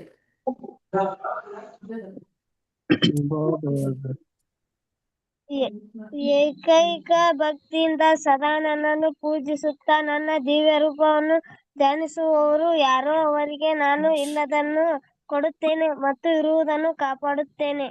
ಹರೇ ಕೃಷ್ಣ ಮಾತಾಜಿ. ಹರೇ ಕೃಷ್ಣ. ಇಲ್ಲಿ ಅನ್ಯ ಚಿಂತೆ ಇಲ್ಲದೆ ಅನನ್ಯ ಭಕ್ತಿ ಮಾಡುವಂತವ್ರು ಅಂದ್ರೆ ಏಕಭಕ್ತಿ ಅಂತ ಅಂದ್ರೆ ಅವ್ರಿಗೆ ಭಗವಂತನ ಭಕ್ತಿಯನ್ನ ಹೊರತುಪಡಿಸಿ ಬೇರೆ ಯಾವ್ದ್ರಲ್ಲೂ ಕೂಡ ಅವ್ರಿಗೆ ರುಚಿ ಇಲ್ಲ, ಅವ್ರಿಗೆ ಯಾವ್ದ್ರಲ್ಲೂ ಕೂಡ ಯಾವುದೇ ಒಂದು ಆ ಆಸಕ್ತಿ ಇಲ್ಲ ಅಂತವರು ಒಂದೇ ಮನಸ್ಸಿನಿಂದ ಭಗವಂತನ ಆರಾಧನೆ ಮಾಡ್ತಾರೆ. ಅಂದ್ರೆ ಇಲ್ಲಿ ಹೇಳ್ತಾ ಇರುವಂತದ್ದು ಶುದ್ಧ ಭಕ್ತಿಯಲ್ಲಿ ತೊಡಗುವಂತಹ ಶುದ್ಧ ಭಕ್ತರ ಬಗ್ಗೆ, ಮಹಾತ್ಮರ ಬಗ್ಗೆ ಇಲ್ಲಿ ಹೇಳ್ತಾ ಇದ್ದಾರೆ. ಅವ್ರೇನ್ ಮಾಡ್ತಾರೆ, ಭಗವಂತನನ್ನ ಇಲ್ಲಿವರೆಗೂ ನಾವು ನೋಡಿದ ದೇವತೆಗಳನ್ನ ಆರಾಧನೆ ಮಾಡುವಂತವ್ರು, ಮತ್ತೆ ಆ ಆ ಒಂದು ಏನಂತ ಹೇಳ್ತೀವಿ, ಪೃಥಕ್ವೇನ ಬಹುದಾ ಅಂತ ಹೇಳಿದ್ವಿ. ಹಾಗೆ ಬೇರೆ ಬೇರೆ ದೇವತೆಗಳ ರೂಪಗಳನ್ನ ಆರಾಧನೆ ಮಾಡುವವರ ಬಗ್ಗೆ ನೋಡಿದ್ವಿ. ಈಗ ನಾವು ನೋಡ್ತಿರುವಂತದ್ದು ಶುದ್ಧ ಭಕ್ತರು, ಭಗವಂತನ ಆರಾಧಕರು. ಅವ್ರು ಯಾವ ರೀತಿ ಉಪಾಸನೆ ಮಾಡ್ತಾರೆ ಅಂತಂದ್ರೆ, ಅವರು ಭಗವಂತನನ್ನ ಒಂದೇ ಮನಸ್ಸಿನಿಂದ ಆರಾಧಿಸ್ತಾರೆ, ಅವನ ದಿವ್ಯ ರೂಪವನ್ನ ಧ್ಯಾನಿಸ್ತಾರೆ. ಮತ್ತೆ ಅಂತವ್ರಿಗೆ ಭಗವಂತ ಏನ್ ಮಾಡ್ತಾನೆ ಅಂದ್ರೆ, ಯಾರು ದೇವತೆಗಳ ಆರಾಧನೆ ಮಾಡ್ತಾರೆ ಅವರು ಮತ್ತೆ ಮತ್ತೆ ಹುಟ್ಟು ಸಾಯುವುದನ್ನೇ ಅವರು ಪಡ್ಕೋತಾರೆ. ಆದ್ರೆ ಶುದ್ಧ ಭಕ್ತರು ಭಗವಂತನ ರಕ್ಷಣೆಯಲ್ಲಿ ಇರ್ತಾರೆ. ಅಂತವರನ್ನ ಭಗವಂತ ಸದಾ ಕಾಪಾಡ್ತಾನೆ ಅಂತ ಇಲ್ಲಿ ಹೇಳ್ತಾ ಇದ್ದಾನೆ, ಭರವಸೆನ ಕೊಡ್ತಾ ಇದ್ದಾನೆ. ಅಂದ್ರೆ ಅವರಿಗೆ ಏನು ಇಲ್ಲ ಅದನ್ನ ನಾನು ಕೊಡ್ತೀನಿ, ಭೌತಿಕವಾಗಿ ಆಗಿರ್ಬೋದು, ಆಧ್ಯಾತ್ಮಿಕವಾಗಿ ಆಗಿರ್ಬೋದು, ಅವರಲ್ಲಿ ಏನಿಲ್ವೋ ಅದನ್ನ ಕೊಡ್ತಾನೆ, ಮತ್ತೆ ಅದನ್ನ ತಾನೇ ರಕ್ಷಣೆ ಮಾಡ್ತೇನೆ ಅಂತ ಕೂಡ ಇಲ್ಲಿ ಹೇಳ್ತಾ ಇದ್ದಾನೆ. ಅಂದ್ರೆ ಅವರಿಗೆ ಇಲ್ಲದನ್ನು ನಾನು ಕೊಡ್ತೇನೆ, ಮತ್ತೆ ಇರುವುದನ್ನು ನಾನು ಕಾಪಾಡ್ತೀನಿ ಅಂತ ಇಲ್ಲಿ ತಿಳಿಸ್ತಾ ಇದ್ದಾನೆ. ಅಂದ್ರೆ ಒಂದು ಕಥೆನ ಇಲ್ಲಿ ಹೇಳ್ತಾರೆ.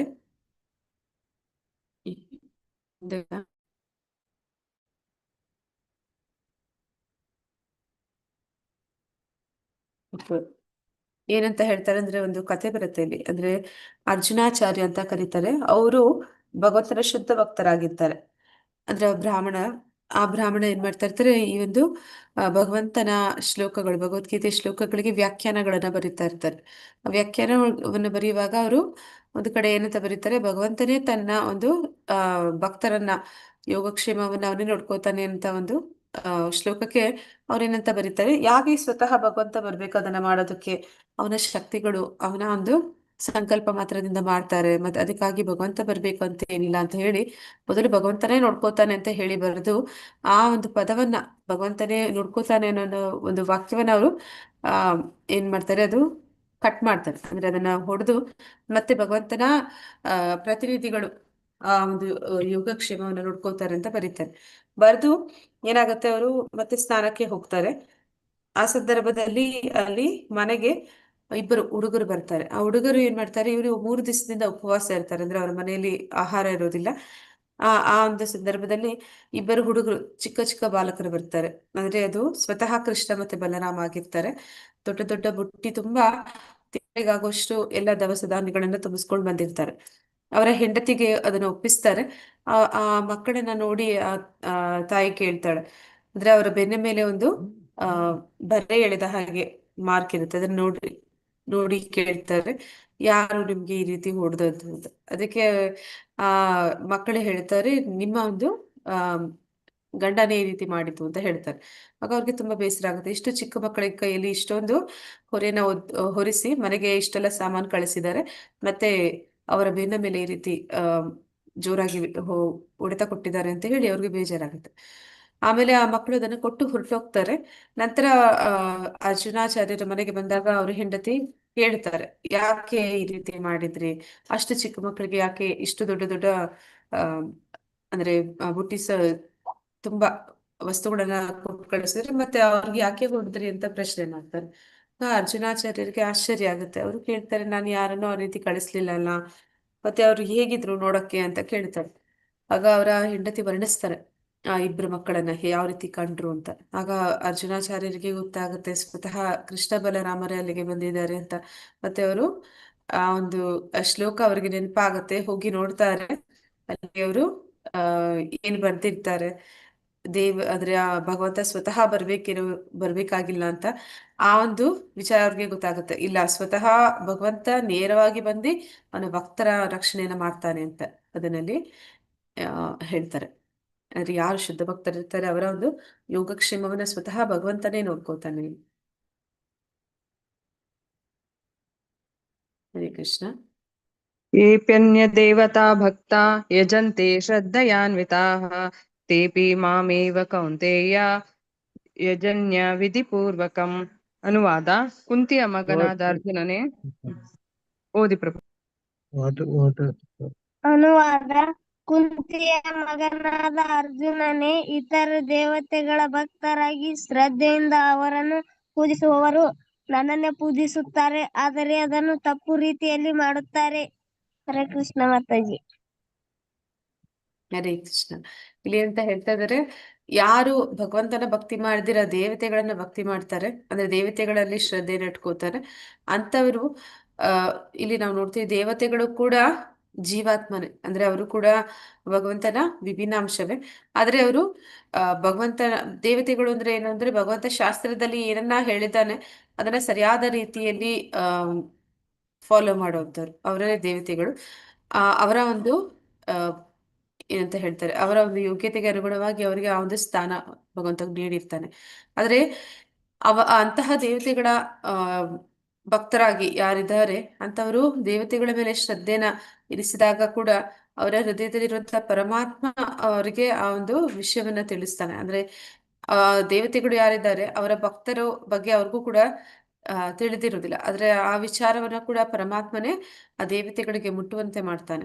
ಮತ್ತೆ ನಮ್ಮಲ್ಲೂ ಕೂಡ ಅಂತಹ ದೇವತೆಗಳಿಗೆ ಶ್ರದ್ಧೆನ ಬೆಳೆಸ್ಕೊಳ್ಳುವಂತಹ ಒಂದು ಸಾಮರ್ಥ್ಯ ಅಥವಾ ಗುಣವನ್ನ ಕೂಡ ಸ್ವತಃ ಭಗವಂತನೇ ನೀಡ್ತಾನೆ. ಹೀಗೆ ಯಾರು ಅಂತಹ ದೇವತೆಗಳಲ್ಲಿ ಶ್ರದ್ಧೆನ ಬೆಳೆಸ್ಕೊಳ್ತಾರೆ, ಆ ದೇವತೆಗಳನ್ನ ಪೂಜೆ ಮಾಡ್ತಾರೆ, ಅವರು ಭಗವಂತನ ಪೂಜೆಯನ್ನೇ ಮಾಡ್ತಾ ಇದ್ದಾರೆ, ಆದ್ರೆ ಅದನ್ನ ತಪ್ಪಾದ ರೀತಿಯಲ್ಲಿ ಮಾಡ್ತಾ ಇದ್ದಾರೆ ಅಂತ ಹೇಳಿ ಹೇಳ್ತಾ ಇದ್ದಾರೆ. ಅವಿಧಿ ಪೂರ್ವಕಂ ಅಂತ ಹೇಳ್ತಾ ಇದ್ದಾನೆ. ಹೇಗೆ ಅಂತಂದ್ರೆ, ಈಗ ನಾವು ದೇವತೆಗಳನ್ನ ಯಾಕೆ ಆರಾಧನೆ ಮಾಡ್ತಾರೆ ಎಲ್ಲರೂ ದೇವತೆಗಳನ್ನ? ಹರೇ ಕೃಷ್ಣ. ಅವರ ಮೇಲೆ ಪ್ರೀತಿಯಿಂದ ಮಾಡ್ತಾರ? ಇಲ್ಲ ಮಾತಾಜಿ, ಅವ್ರು ಒಂದು ಬೈಕಿಗ ಪೂರ್ಣಗೊಳಿಸ ದೇವತೆಗಳಿಗೆ ಪೂಜೆ ಮಾಡ್ತಾರ. ಮತ್ತೆ ಅವರಿಗೆ ಏನೋ ಅವರಿಂದ ಬೇಕಾಗಿದೆ, ಅದನ್ನ ಪಡ್ಕೊಳ್ಳೋದಕ್ಕೋಸ್ಕರ ಅವರನ್ನ ಆರಾಧನೆ ಮಾಡ್ತಾರೆ. ಆ ರೀತಿ ಮಾಡುವಾಗ ಏನಾಗುತ್ತೆ ಅಂತಂದ್ರೆ ಅವರು ಬಯಸಿದನ್ನ ದೇವತೆಗಳು ಕೊಡ್ತಾರ? ಹರೇ ಕೃಷ್ಣ. ಸಂಪೂರ್ಣವಾಗಿ ಕೊಡಲ್ಲ ಮಾತಾಜಿ. ಅವರು ಬಯಸಿದ್ದನ್ನ ದೇವತೆಗಳು ಕೊಡಬೇಕು ಅಂದ್ರೂ ಕೂಡ ಯಾವುದು ಕೂಡ ದೇವತೆಗಳಿಗೆ ಏನಂತ ಹೇಳ್ತಾರೆ ಅವರದ್ದು ಅಲ್ಲ ಅವ್ರು ಕೊಡೋದಿಕ್ಕೆ. ಅವ್ರು ಅದನ್ನ ಕೊಡ್ಬೇಕು ಅಂದ್ರೂ ಕೂಡ ಪರಮಾತ್ಮನ ಅನುಮತಿ ಬೇಕು, ಮತ್ತೆ ಪರಮಾತ್ಮನಿಗೆ ಸೇರಿದ್ದು ಅದು. ಆ ಕಾರಣದಿಂದ ಪರಮಾತ್ಮನಿಂದ ಅವರು ಪಡ್ಕೊಂಡು ಅದನ್ನ ನಮಗೆ ಕೊಡ್ತಾರೆ. ಹಾಗಿರ್ಬೇಕಾದ್ರೆ ಇಲ್ಲಿ ನಾವು ಏನ್ ಮಾಡ್ತಾ ಇದೀವಿ, ನೇರವಾಗಿ ಭಗವಂತನ ಸಂಪರ್ಕಕ್ಕೆ ಬರ್ತಾ ಇಲ್ಲ. ಅವಿಧಿಪೂರ್ವಕ ಅಂದ್ರೆ ತಪ್ಪಾದ ರೀತಿಯಲ್ಲಿ, ಅಂದ್ರೆ ನಾವು ಸುತ್ತಿ ಬಳಸಿ ಭಗವಂತನಿಂದ ನಮ್ಮ ಒಂದು ಇಚ್ಛೆಗಳನ್ನ ಈಡೇರಿಸ್ಕೊಳ್ಳೋ ಪ್ರಯತ್ನವನ್ನ ಮಾಡ್ತಾ ಇರುವಂತದ್ದು. ಅದನ್ನಲ್ಲಿ ಹೇಳ್ತಾ ಇದ್ದಾರೆ, ಯಾರು ದೇವತೆಗಳ ಭಕ್ತಿಯನ್ನ ಮಾಡ್ತಾರೆ ಅವ್ರು ಭಗವಂತನಿಂದಲೇ ಎಲ್ಲವನ್ನು ಪಡಿತಾ ಇರುವಂತದ್ದು, ಆದ್ರೆ ಅವರು ಅವಿಧಿಪೂರ್ವಕವಾಗಿ ಅದನ್ನ ಮಾಡ್ತಾ ಇದ್ದಾರೆ ಅಂತ ಹೇಳಿ ಹೇಳ್ತಾ ಇದ್ದಾರೆ. ಹರೇ ಕೃಷ್ಣ.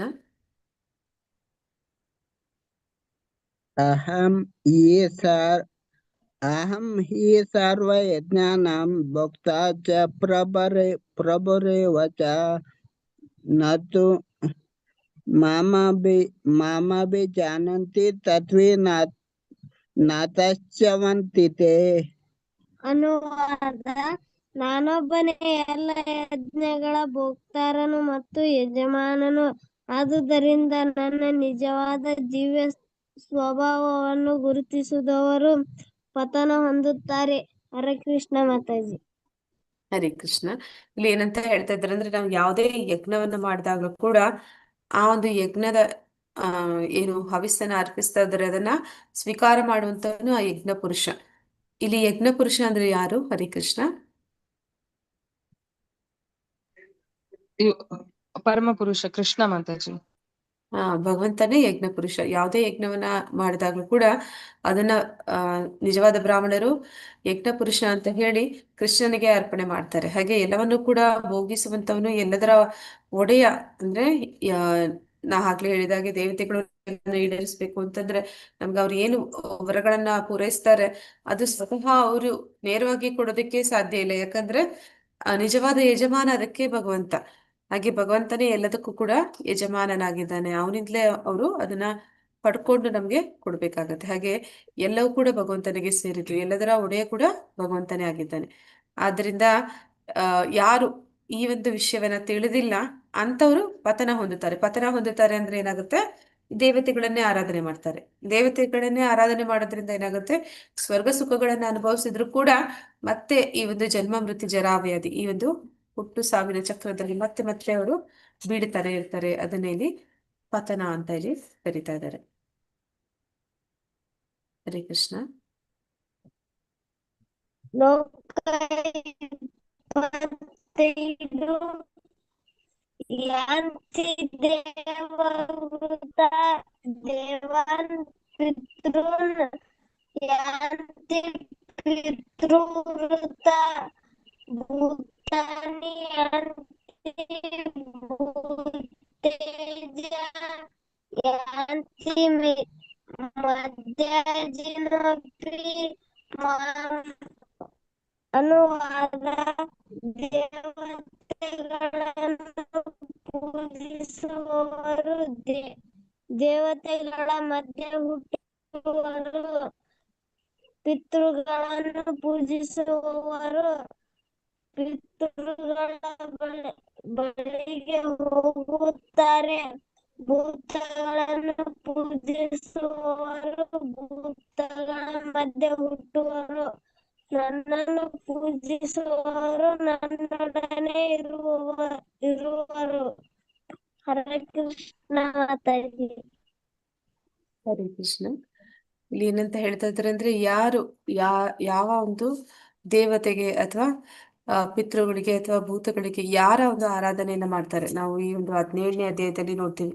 ಅವರವರ ಗುಣಗಳಿಗೆ ಅನುಗುಣವಾಗಿ, ಅಂದ್ರೆ ಸತ್ವಗುಣ, ರಜಗುಣ, ತಮ ಗುಣಗಳಿಗೆ ಸೇರಿದವರು ಅವರ ಗುಣಗಳಿಗೆ ಅನುಗುಣವಾಗಿ ಅವರು ಬೇರೆ ಬೇರೆ ಜನರಲ್ಲಿ ಅವ್ರಿಗೆ ಅಂದ್ರೆ ಬೇರೆ ಬೇರೆ ದೇವತೆಗಳಲ್ಲಿ ಅಥವಾ ಭೂತಗಳಲ್ಲಿ ಅಥವಾ ಈ ಒಂದು ಪಿತೃಗಳಲ್ಲಿ ಅವರಿಗೆ ಏನಂತ ಹೇಳ್ತಾರೆ, ಅವರನ್ನ ಆರಾಧನೆ ಮಾಡುವಂಥದ್ದು, ಅವರಲ್ಲಿ ಶ್ರದ್ಧೆನ ಇಟ್ಕೊಳ್ಳುವಂಥದ್ದನ್ನ ಮಾಡ್ತಾರೆ.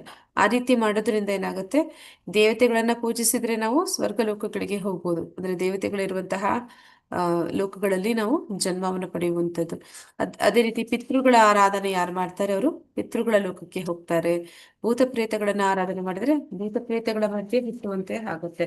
ಆದ್ರೆ ಯಾರು ಶುದ್ಧ ಭಕ್ತರಿರ್ತಾರೆ ಅವರು ಭಗವಂತನ ಆರಾಧನೆ ಮಾಡ್ತಾರೆ. ನೇರವಾಗಿ ಭಗವಂತನ ಆರಾಧನೆ ಮಾಡೋದ್ರಿಂದ ಏನಾಗುತ್ತೆ? ನಾವು ಭಗವಂತನ ಒಂದು ವೈಕುಂಠ ಲೋಕಗಳಿಗೆ ಹೋಗೋದಕ್ಕೆ ಸಾಧ್ಯ ಆಗುತ್ತೆ ಅನ್ನೋದನ್ನಲ್ಲಿ ಭಗವಂತ ತಿಳಿಸ್ತಾ ಇದ್ದಾನೆ. ಹರೇ ಕೃಷ್ಣ.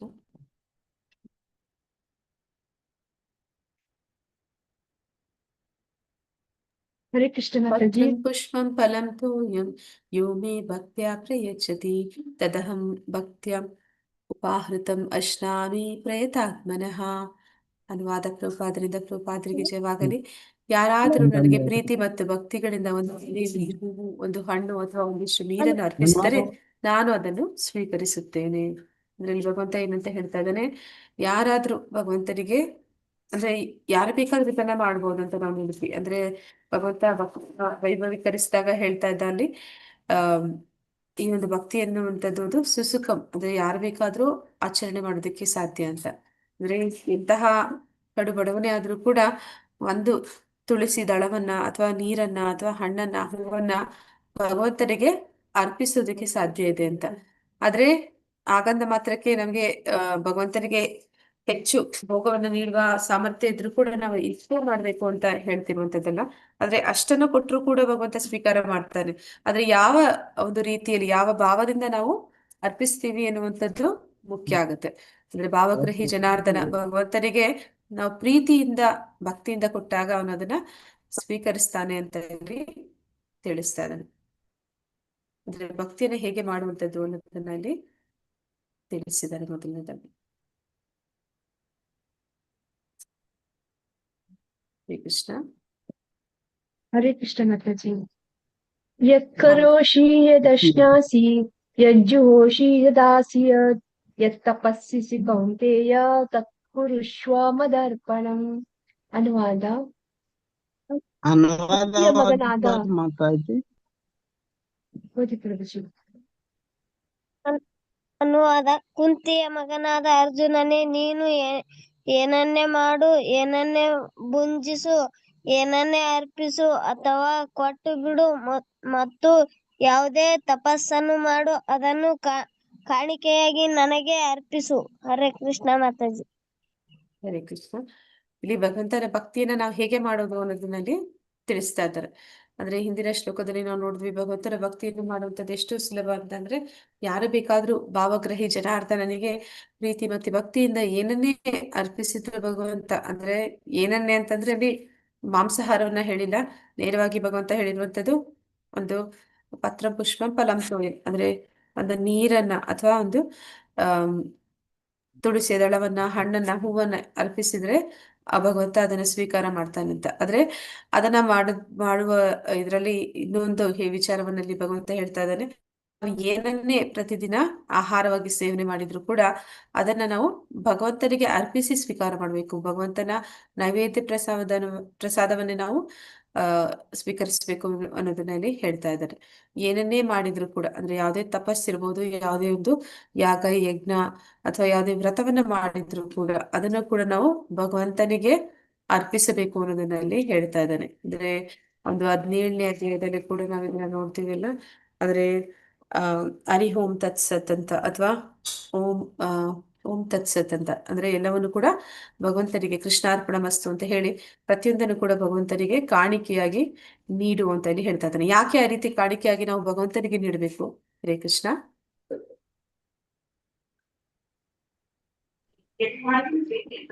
ನಮ್ಮಲ್ಲಿ ಏನಿದೆ ಅದನ್ನ ಒಂದು ಋಣ ಸಮಾನವಾಗಿ ದೇವರಿಗೊಂದು ನಮ್ಮ ಕೃತಜ್ಞತೆ ಅಂತ ಹೇಳ್ತಾನೆ, ಥ್ಯಾಂಕ್ಸ್ ಹೇಳಲಿಕ್ಕೆ ಮಾತಾಜಿ. ಅಂದ್ರೆ ಇಲ್ಲಿ ಏನಂತ ಆಗುತ್ತೆ ಅಂತಂದ್ರೆ, ನಾವು ಆ ರೀತಿ ಭಗವಂತನಿಗೆ ಅರ್ಪಣೆ ಮಾಡದಿರೋ ಹೋದ್ರೆ ಏನಾಗುತ್ತೆ, ಒಂದು ಪುಣ್ಯ ಸಿಗುತ್ತೆ ಅಥವಾ ಪಾಪ ಸಿಗುತ್ತೆ. ಪುಣ್ಯ ಅಥವಾ ಪಾಪ ಸಿಕ್ಕಿದ್ರೆ ಏನಾಗುತ್ತೆ, ಭವಬಂಧನದಿಂದ ಬಿಡುಗಡೆ ಆಗೋದಿಲ್ಲ. ಆದ್ರೆ ಅದು ಎರಡೂ ಬೇಡ ನಮ್ಗೆ. ನಾವು ಸ್ವರ್ಗಲೋಕಗಳಿಗೆ ಹೋಗೋದಕ್ಕೂ ನಮ್ಗೆ ಅದ್ರಿಂದನೂ ಅದು ಒಳ್ಳೆಯ ವಿಚಾರ ಅಲ್ಲ. ಆದ ಕಾರಣದಿಂದ ನಾವು ಎಂಥದೇ ಮಾಡ್ಲಿ, ಎಂತ ವ್ರತ ಮಾಡ್ಲಿ, ತಪಸ್ ಮಾಡ್ಲಿ, ಅದರಿಂದ ನನಗೆ ಯಾವ ಪುಣ್ಯ ಬೇಡ ಅಂತ ಹೇಳಿ ಭಗವಂತ ಪ್ರತಿಯೊಂದು ಕೂಡ ನಿನಗೆ ಅರ್ಪಣೆ ಆಗ್ಲಿ ಅಂತ ಭಗವಂತನಿಗೆ ಅರ್ಪಿಸೋದ್ರಿಂದ ಏನಾಗುತ್ತೆ, ನಾವು ಅಕರ್ಮವನ್ನ ಮಾಡ್ತೀವಿ. ಅಕರ್ಮ ಅಂತಂದ್ರೆ ಅದು ಭಕ್ತಿಯ ಒಂದು ಅಕೌಂಟ್ ಅಂತ ಹೇಳ್ತಾರೆ. ಆ ಭಕ್ತಿಯ ಅಕೌಂಟ್ ಅನ್ನ ಓಪನ್ ಮಾಡಿದ್ರೆ ಏನಾಗುತ್ತೆ, ನಾವು ಭಗವಂತನ ಹತ್ರ ಹೋಗೋದಕ್ಕೆ ಸಾಧ್ಯ ಆಗುತ್ತೆ. ಆಗ್ಲೇ ನಾವು ನೋಡಿದ ಹಾಗೆ, ಯಾರು ಯಾವ ರೀತಿಯಲ್ಲಿ ಯಾರನ್ನ ಆರಾಧನೆ ಮಾಡ್ತಾರೆ ಅವರಿರುವಂತ ಲೋಕಕ್ಕೆ ಹೋಗ್ತಾರೆ ಅಂತ. ಯಾವಾಗ ನಾವು ಪ್ರತಿಯೊಂದನ್ನು ಕೂಡ ಭಗವಂತನಿಗಾಗಿ ಅರ್ಪಣೆ ಮಾಡ್ತೀವಿ, ಅಂದ್ರೆ ನಮ್ಮ ಪ್ರತಿದಿನ ಸೇವಿಸುವಂತ ಆಹಾರ ಕೂಡ ಭಗವಂತನ ಪ್ರಸಾದವಾಗುತ್ತೆ. ನಾವು ಮಾಡುವಂತ ಪ್ರತಿಯೊಂದು ಯಜ್ಞ, ಸಂಕೀರ್ತನ ಯಜ್ಞ ಅಥವಾ ಪ್ರತಿಯೊಂದು ದಾನ ಧರ್ಮ ಎಲ್ಲವೂ ಕೂಡ ಭಗವಂತನಿಗೆ ಅರ್ಪಿಸ್ತೀವಿ. ಆಗ ಏನಾಗುತ್ತೆ, ನಾವು ಭಗವಂತನ ಧಾಮಕ್ಕೆ ಹೋಗೋದಕ್ಕೆ ನಮ್ಗೆ ಸಹಾಯ ಆಗುತ್ತೆ. ಹಾಗೆ ನಾವು ಏನನ್ನೇ ಮಾಡಿದ್ರು ಕೂಡ ಅದು ಭಗವಂತನನ್ನ ಕೇಂದ್ರೀಕರಿಸಿ ಮಾಡಬೇಕು, ಭಗವಂತನಿಗೆ ಅದನ್ನ ಸಮರ್ಪಣೆ ಮಾಡಬೇಕು ಅಂತೇಳಿ ಹೇಳ್ತಾ ಇದ್ದಾರೆ. ಹರೇ ಕೃಷ್ಣ.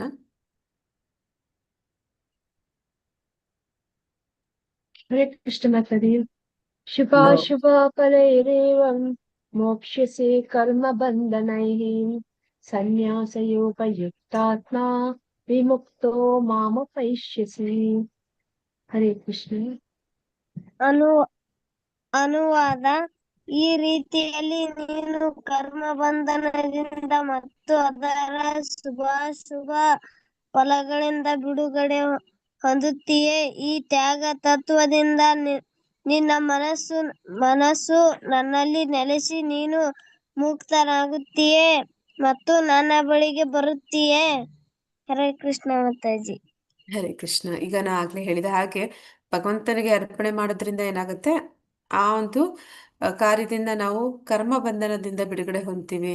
ಮತ್ತೆ ಆ ಕರ್ಮ ಬಂಧನ ಹೇಗೆ ಆಗುತ್ತೆ, ಮಾಡಿದ ಪ್ರತಿಯೊಂದು ಕಾರ್ಯಕ್ಕೂ ಕೂಡ ನಾವು ಪ್ರತಿ ಕ್ಷಣ, ಒಂದೊಂದು ಕ್ಷಣ ಕೂಡ ನಾವು ಭೂಮಿ ಮೇಲೆ ಇರುವಷ್ಟು ಸಮಯ ನಾವು ಏನೇ ಮಾಡಿದ್ರು ಕೂಡ ಅದಕ್ಕೆ ಒಂದು ಶುಭ ಫಲ ಅಥವಾ ಅಶುಭ ಫಲ ಅನ್ನುವಂಥದ್ದು ಅದು ಸೇರ್ತಾನೆ ಹೋಗುತ್ತೆ. ಅದರಿಂದ ನಾವು ಬಿಡುಗಡೆ ಪಡಿಬೇಕು ಅಂತಂದ್ರೆ ಅದಕ್ಕಿರುವಂತ ಒಂದೇ ಮಾರ್ಗ ಏನು ಅಂತಂದ್ರೆ ಭಗವಂತನಿಗೆ ಅದನ್ನ ಅರ್ಪಿಸುವಂಥದ್ದು. ಅಂದ್ರೆ ಆ ತ್ಯಾಗ ಅಂತಂದ್ರೆ ಇಲ್ಲಿ ಯಜ್ಞ, ತ್ಯಾಗ ಅಥವಾ ಯಜ್ಞ ಎರಡೂ ಒಂದೇ ಅರ್ಥ ಕೊಡುತ್ತೆ.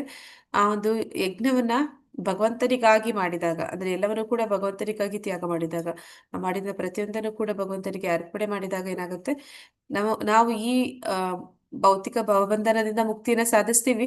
ಅದೇ ಸಮಯದಲ್ಲಿ ನಾವು ಭಗವಂತನ ಧಾಮಕ್ಕೂ ಕೂಡ ಹಿಂದಿರುಗ್ತೀವಿ ಅನ್ನೋದನ್ನ ಇಲ್ಲಿ ತಿಳಿಸ್ತಾ ಇದ್ದಾರೆ. ಹರೇ ಕೃಷ್ಣ. हरे कृष्ण।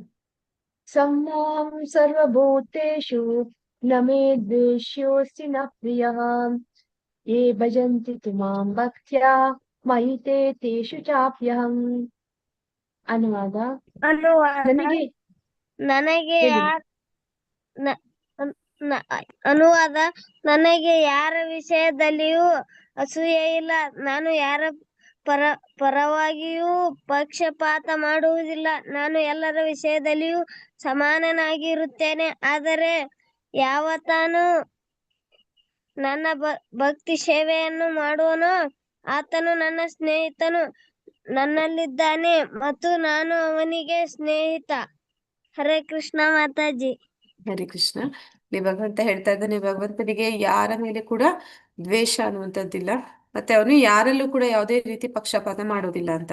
ಈಗ ಭೂಮಿ ಮೇಲೆ ಭಗವಂತ ಯಾರಿಗಾದ್ರೂ ಆ ಅಂದ್ರೆ ಒಬ್ಬರಿಗೆ ಒಂದು ಸೂರ್ಯ, ಇನ್ನೊಬ್ಬರಿಗೆ ಇನ್ನೊಂದು ಸೂರ್ಯನ ಬೆಳಕು, ಆ ರೀತಿ ಬೇರೆ ಬೇರೆ ಸೂರ್ಯನ ಬೆಳಕುಗಳನ್ನು ಕೊಟ್ಟಿದ್ದಾನೆ. ಎಲ್ಲರಿಗೂ ಒಂದೇ ಸೂರ್ಯ ಅಲ್ವಾ, ಒಂದೇ ಇಲ್ಲ ಬೆಳಕನ್ನು. ಮಾತಾಡಿ, ಎಲ್ರಿಗೂ ಒಂದೇ ತರ ಕೊಟ್ಟು. ಗಾಳಿ ಕೂಡ ಒಂದೇ ಕೊಟ್ಟಿದ್ದಾನೆ, ಉಸಿರಾಡೋದಕ್ಕೆ ಗಾಳಿ ಕೂಡ ಒಂದೇ ಕೊಟ್ಟಿದ್ದಾನೆ. ನಾವು ಕುಡಿಯುವಂತ ನೀರು, ನಾವು ಇರುವಂತಹ ಜಾಗ ಎಲ್ಲವನ್ನು ಕೂಡ ಸಮಾನವಾಗಿ ಕೊಟ್ಟಿದ್ದಾನೆ. ಇಲ್ಲಿ ಯಾವುದೇ ರೀತಿಯ ಒಂದು ಭೇದ ಭಾವನ ಭಗವಂತ ಮಾಡ್ತಾ ಇಲ್ಲ. ಶಾಸ್ತ್ರಗಳನ್ನು ಕೂಡ ಭಗವಂತ ಎಲ್ಲರಿಗೂ ಸಮಾನವಾಗಿ ಕೊಟ್ಟಿದ್ದಾನೆ. ಈ ಒಂದು ವೇದಗಳನ್ನು ಕೂಡ ಎಲ್ಲರಿಗೂ ಒಂದೇ ರೀತಿ ಕೊಟ್ಟಿದ್ದಾನೆ. ಗುರುಗಳ ಮೂಲಕ ನಮ್ಗೆ ಎಲ್ಲರಿಗೂ ಕೂಡ ಒಂದೇ ರೀತಿಯ ಒಂದು ಜ್ಞಾನವನ್ನು ಕೂಡ ಕೊಡ್ತಾನೆ. ಆದ್ರೆ ಇಲ್ಲಿ ಭಗವಂತ ಏನ್ ಹೇಳ್ತಾ ಇದ್ದಾನೆ, ಯಾರ ವಿಷಯದಲ್ಲೂ ಕೂಡ ಅಂದ್ರೆ ಭಗವಂತರಿಗೆ ಯಾವುದೇ ಪಕ್ಷಪಾತ ಅನ್ನುವಂಥದ್ದು ಇಲ್ಲ. ಭಗವಂತ ಎಲ್ಲರಿಗೂ ಸಮಾನನಾಗಿದ್ದಾನೆ. ಆದ್ರೆ ಪಕ್ಷಪಾತ ಯಾವಾಗ ಅದು ಆಗತ್ತೆ ಅಂತಂದ್ರೆ, ಯಾವಾತನು ನನ್ನ ಭಕ್ತಿ ಸೇವನೆ ಮಾಡ್ತಾನೆ ಅವನು ನನಗೆ ಸ್ನೇಹಿತ ಮತ್ತೆ ನನ್ನಲ್ಲಿದ್ದಾನೆ ಅಂತ ಇಲ್ಲಿ ಹೇಳ್ತಾ ಇದ್ದಾರೆ. ಅಂದ್ರೆ ಎಲ್ಲರಿಗೂ ಕೂಡ ಸಮಾನ ಅವಕಾಶವನ್ನು ಕೊಟ್ಟಿದ್ದಾನೆ. ಯಾರು ಅದನ್ನ ಸದುಪಯೋಗ ಪಡಿಸ್ಕೋತಾರೆ ಅವರ ಅದರ ಲಾಭವನ್ನು ಪಡಿತಾರೆ. ಅದನ್ನ ಲಾಭ ಒಬ್ಬ ವ್ಯಕ್ತಿ ಪಡೆದಾಗ ಉಳಿದವ್ರಿಗೆ ಅಲ್ಲಿ ಭಗವಂತ ಪಕ್ಷಪಾತ ಮಾಡಿದ ಅನ್ನೋ ರೀತಿಯಲ್ಲಿ ಇರುತ್ತೆ. ಅಂದ್ರೆ ಈ ಒಂದು ಶಾಲೆಯಲ್ಲಿ ಗುರುಗಳು ಎಲ್ಲಾ ಮಕ್ಕಳನ್ನು ಕೂಡ, ಒಂದು 40 ಜನ ಮಕ್ಕಳಿದ್ರೆ ಎಲ್ಲರಿಗೂ ಕೂಡ ಅಂದ್ರೆ ಒಬ್ಬರಿಗೆ ಪಾಠ ಮಾಡುವಾಗ ಇನ್ನೊಬ್ಬರಿಗೆ ನೀವು ಕಿವಿ ಮುಚ್ಕೊಳ್ಳಿ, ಕಣ್ಣು ಮುಚ್ಕೊಳ್ಳಿ ಅಂತ ಹೇಳೋದಿಲ್ಲ. ಎಲ್ಲರೂ ಕೂಡ ಅಲ್ಲಿ ಕೇಳ್ತಾ ಇದ್ದಾರೆ. ಅಲ್ಲಿ ಫಸ್ಟ್ ರ್ಯಾಂಕ್ ಬರುವಂತ ಮಗುನು ಕೇಳ್ತಾ ಇದ್ದಾನೆ, ಅಥವಾ ಲಾಸ್ಟ್ ರ್ಯಾಂಕ್ ಬರುವಂತ ಮಗುನು ಕೂಡ ಅಲ್ಲಿ ಕೇಳ್ತಾ ಇದ್ದಾನೆ. ಆದ್ರೆ ಯಾರು ಅದನ್ನ ಸರಿಯಾದ ರೀತಿಯಲ್ಲಿ ಬಳಸ್ಕೊಂಡು ಕಷ್ಟಪಟ್ಟು ಶ್ರಮಪಟ್ಟು ಫಸ್ಟ್ ರ್ಯಾಂಕ್ ತಗೋತಾರೆ ಅಂತವರು ಗುರುಗಳಿಗೆ ಹೆಚ್ಚು ಹತ್ರ ಆಗ್ತಾರೆ. ಅಂದ್ರೆ ಆ ಗುರುಗಳು ಅಂತವ್ರಿಗೆ ಇನ್ನು ಏನಾದ್ರೂ ಆ ಹೆಚ್ಚು ಅವ್ರಿಗೆ ಗೈಡೆನ್ಸ್ ಕೊಡ್ಬೇಕು ಅಂತಂದ್ರೂ ಕೂಡ ಅವ್ರು ಸಂತೋಷವಾಗಿ ಕೊಡ್ತಾರೆ. ಯಾಕೆ ಅಂತಂದ್ರೆ ಆ ಒಂದು ಪಾಠ ಏನ್ ಮಾಡ್ತಾ ಇದ್ದಾರೆ ಅದನ್ನ ಗಮನ ಕೊಟ್ಟು ಕೇಳ್ತಾ ಇದ್ದಾನೆ, ಮತ್ತೆ ಅದನ್ನ ಸರಿಯಾದ ರೀತಿಯಲ್ಲಿ ಅವನು ಬಳಸ್ಕೊತಾ ಇದ್ದಾನೆ. ಹಾಗೆ ಭಗವಂತನು ಕೂಡ ಅವನ ಭಕ್ತರು ಎಲ್ಲರಿಗೂ ಕೂಡ ಸಮಾನ ಅವಕಾಶ ಕೊಟ್ಟಿದ್ದಾನೆ. ಆದ್ರೆ ಭಗವಂತನ ಭಕ್ತಿಯಲ್ಲಿ ಯಾರು ಬರ್ತಾರೆ ಅಂದ್ರೆ ಅದನ್ನ ಸರಿಯಾದ ರೀತಿಯಲ್ಲಿ ಮನುಷ್ಯ ಜನ್ಮವನ್ನ ಸದುಪಯೋಗ ಪಡಿಸ್ಕೊಳ್ತಾರೆ ಅಂತವರನ್ನ ಭಗವಂತ ಹೆಚ್ಚು ಇಷ್ಟಪಡ್ತಾನೆ. ಅಂದ್ರೆ ಅವರು ನನಗೆ ಸ್ನೇಹಿತ ಅಂತ ಇಲ್ಲಿ ಹೇಳ್ತಾ ಇದ್ದಾನೆ. ಅಂತವರು ನನಗೆ ಸ್ನೇಹಿತ, ನಾನು ಸದಾ ಅವರಿಗೆ ಸ್ನೇಹಿತನಾಗಿಯೇ ಇರ್ತೀನಿ ಅಂತಾನೆ ಹೇಳ್ತಾ ಇದ್ದಾನೆ. ಹಾಗೆ ಎಲ್ಲರಿಗೂ ಮನುಷ್ಯ ಜನ್ಮ ಕೊಟ್ಟಿರುವಂತದ್ದು ನಮ್ಮ ಒಂದು ಮನ ಪರಿವರ್ತನೆಗಾಗಿ. ಹಾಗೆ ಕೊಟ್ಟಿರುವಾಗ ಆ ಅವಕಾಶವನ್ನ ಯಾರು ಭಕ್ತರಿದ್ದಾರೆ ಅವರು ಸದುಪಯೋಗ ಪಡಿಸ್ಕೋತಾರೆ, ಅಂತವರಿಗೆ ಭಗವಂತ ಹತ್ತಿರ ಆಗ್ತಾನೆ ಅಂತಲ್ಲಿ ಹೇಳ್ತಾ ಇದ್ದಾನೆ.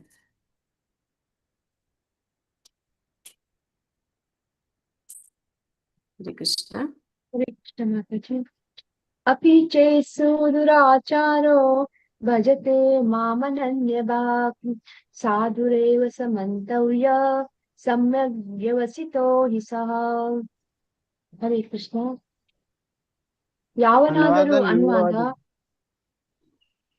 ಯಾವನಾದರೂ ಅತ್ಯಂತ ಹೀನ ಕಾರ್ಯವನ್ನು ಮಾಡುತ್ತಿದ್ದರೂ ಆತನು ಭಕ್ತಿ ಸೇವೆಯಲ್ಲಿ ತೊಡಗಿದ್ದರೆ ಆತನನ್ನು ಸಾಧು ಎಂದೇ ಭಾವಿಸಬೇಕು, ಏಕೆಂದರೆ ಆತನು ತನ್ನ ನಿರ್ಧಾರದಲ್ಲಿ ಸರಿಯಾಗಿ ನೆಲೆಸಿದ್ದಾನೆ. ಹರೇ ಕೃಷ್ಣ ಮಾತಾಜಿ, ಧನ್ಯವಾದಗಳು.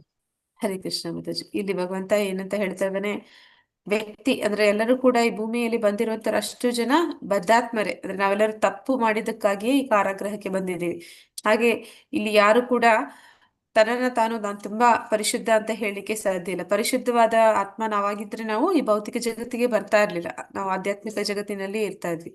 ಆದ್ರೆ ಇಲ್ಲಿ ನಾವು ಬಂದದ್ದು ತಪ್ಪು ಮಾಡಿದ ಕಾರಣದಿಂದ. ಹಾಗೆ ಯಾರೆಲ್ಲ ಈ ಒಂದು ಭಕ್ತಿ ಮಾರ್ಗದಲ್ಲಿ ತೊಡಗಿದ್ದಾರೆ ಅವರನ್ನ ನಾವು ಸಾಧು ಅಂತಲೇ ಪರಿಗಣಿಸ್ಬೇಕು ಅಂತಲೇ ಹೇಳ್ತಾ ಇದ್ದಾನೆ. ಆದ್ರೆ ಅದಕ್ಕೆ ಮೊದಲು ಅಂದ್ರೆ ಭಕ್ತಿಗೆ ಬರೋದಕ್ಕೆ ಮೊದಲು ಆ ವ್ಯಕ್ತಿ ಎಂತಹ ಹೀನ ಕಾರ್ಯಗಳನ್ನು ಕೂಡ ಅವನು ಮಾಡಿರ್ಬೋದು.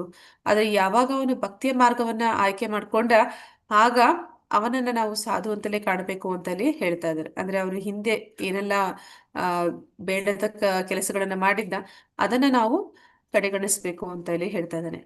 ಯಾರು ಭಕ್ತಿಗೆ ಬರ್ತಾರೆ ಅಂತವರು ಸಾಧುಗಳು.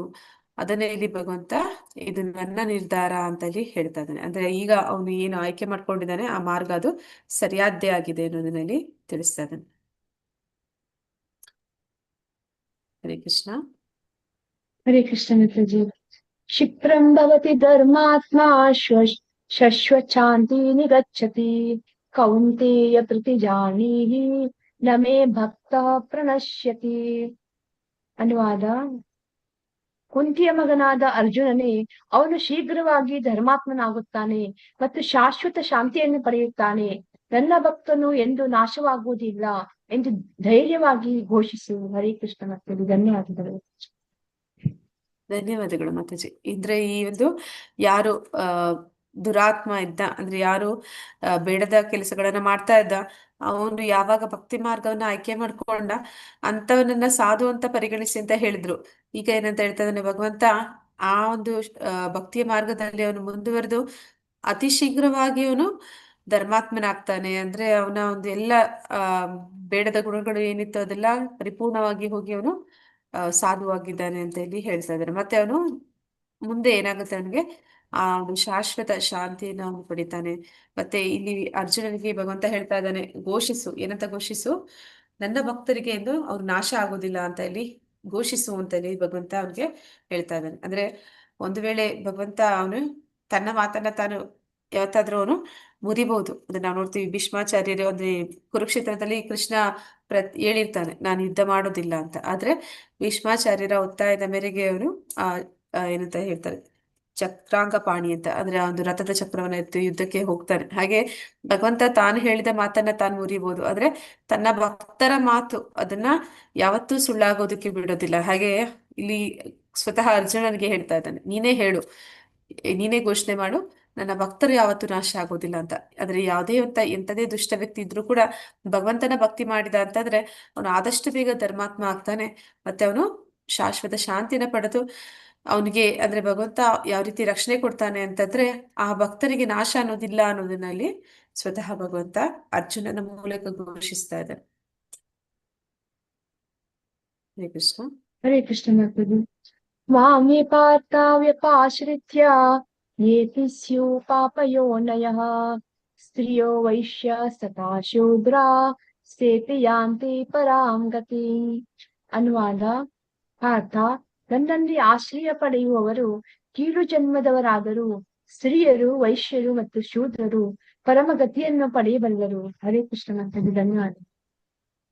ಹರೇ ಕೃಷ್ಣ ಮಾತಾಜಿ. ಇಲ್ಲಿ ಭಗವಂತ ಏನಂತ ಹೇಳ್ತಾ ಇದ್ದಾನೆ, ಭಗವಂತನಲ್ಲಿ ಆಶ್ರಯ ಪಡೆಯುವಂತವ್ರು ಕೀಳು ಜನ್ಮ ಅಂತ ಹೇಳ್ತಾರೆ. ಅಂದ್ರೆ ಈ ಚಂಡಾಲ ಅಂತ ಹೇಳ್ತಾರೆ, ಅಂದ್ರೆ ನಾಯಿ ಮಾಂಸವನ್ನು ತಿನ್ನುವಂಥವ್ರು. ಅಂತಹ ಒಂದು ಕೆಳವರ್ಗದ ಜನಾಂಗಕ್ಕೆ ಸೇರಿದವರೇ ಆಗಿದ್ರು ಕೂಡ, ಅವರು ಸ್ತ್ರೀಯರು ಆಗಿದ್ರು, ವೈಶ್ಯರಾಗಿದ್ರು, ಶೂದ್ರರಾಗಿದ್ರು ಕೂಡ ಅವರು ಅಂದ್ರೆ ಪರಮಗತಿಯನ್ನ ಪಡೆಯೋದಕ್ಕೆ ಸಾಧ್ಯ ಇದೆ ಅಂತ. ಅಂದ್ರೆ ಯಾಕೆ ಇಲ್ಲಿ ಸ್ತ್ರೀಯರು, ವೈಶ್ಯರು, ಶೂದ್ರರ ಬಗ್ಗೆ ಹೇಳ್ತಾ ಇದ್ದಾರೆ ಅಂದ್ರೆ, ಈ ಮೂರು ವರ್ಗದ ಜನ ಸದಾ ಏನಂತ ಹೇಳ್ತಾರೆ, ಶ್ರಮಜೀವಿಗಳು. ಅವ್ರು ಯಾವಾಗ್ಲೂ ಕೂಡ ಕೆಲಸದಲ್ಲಿ ತುಂಬಾನೇ ವ್ಯಸ್ತರಾಗಿರ್ತಾರೆ.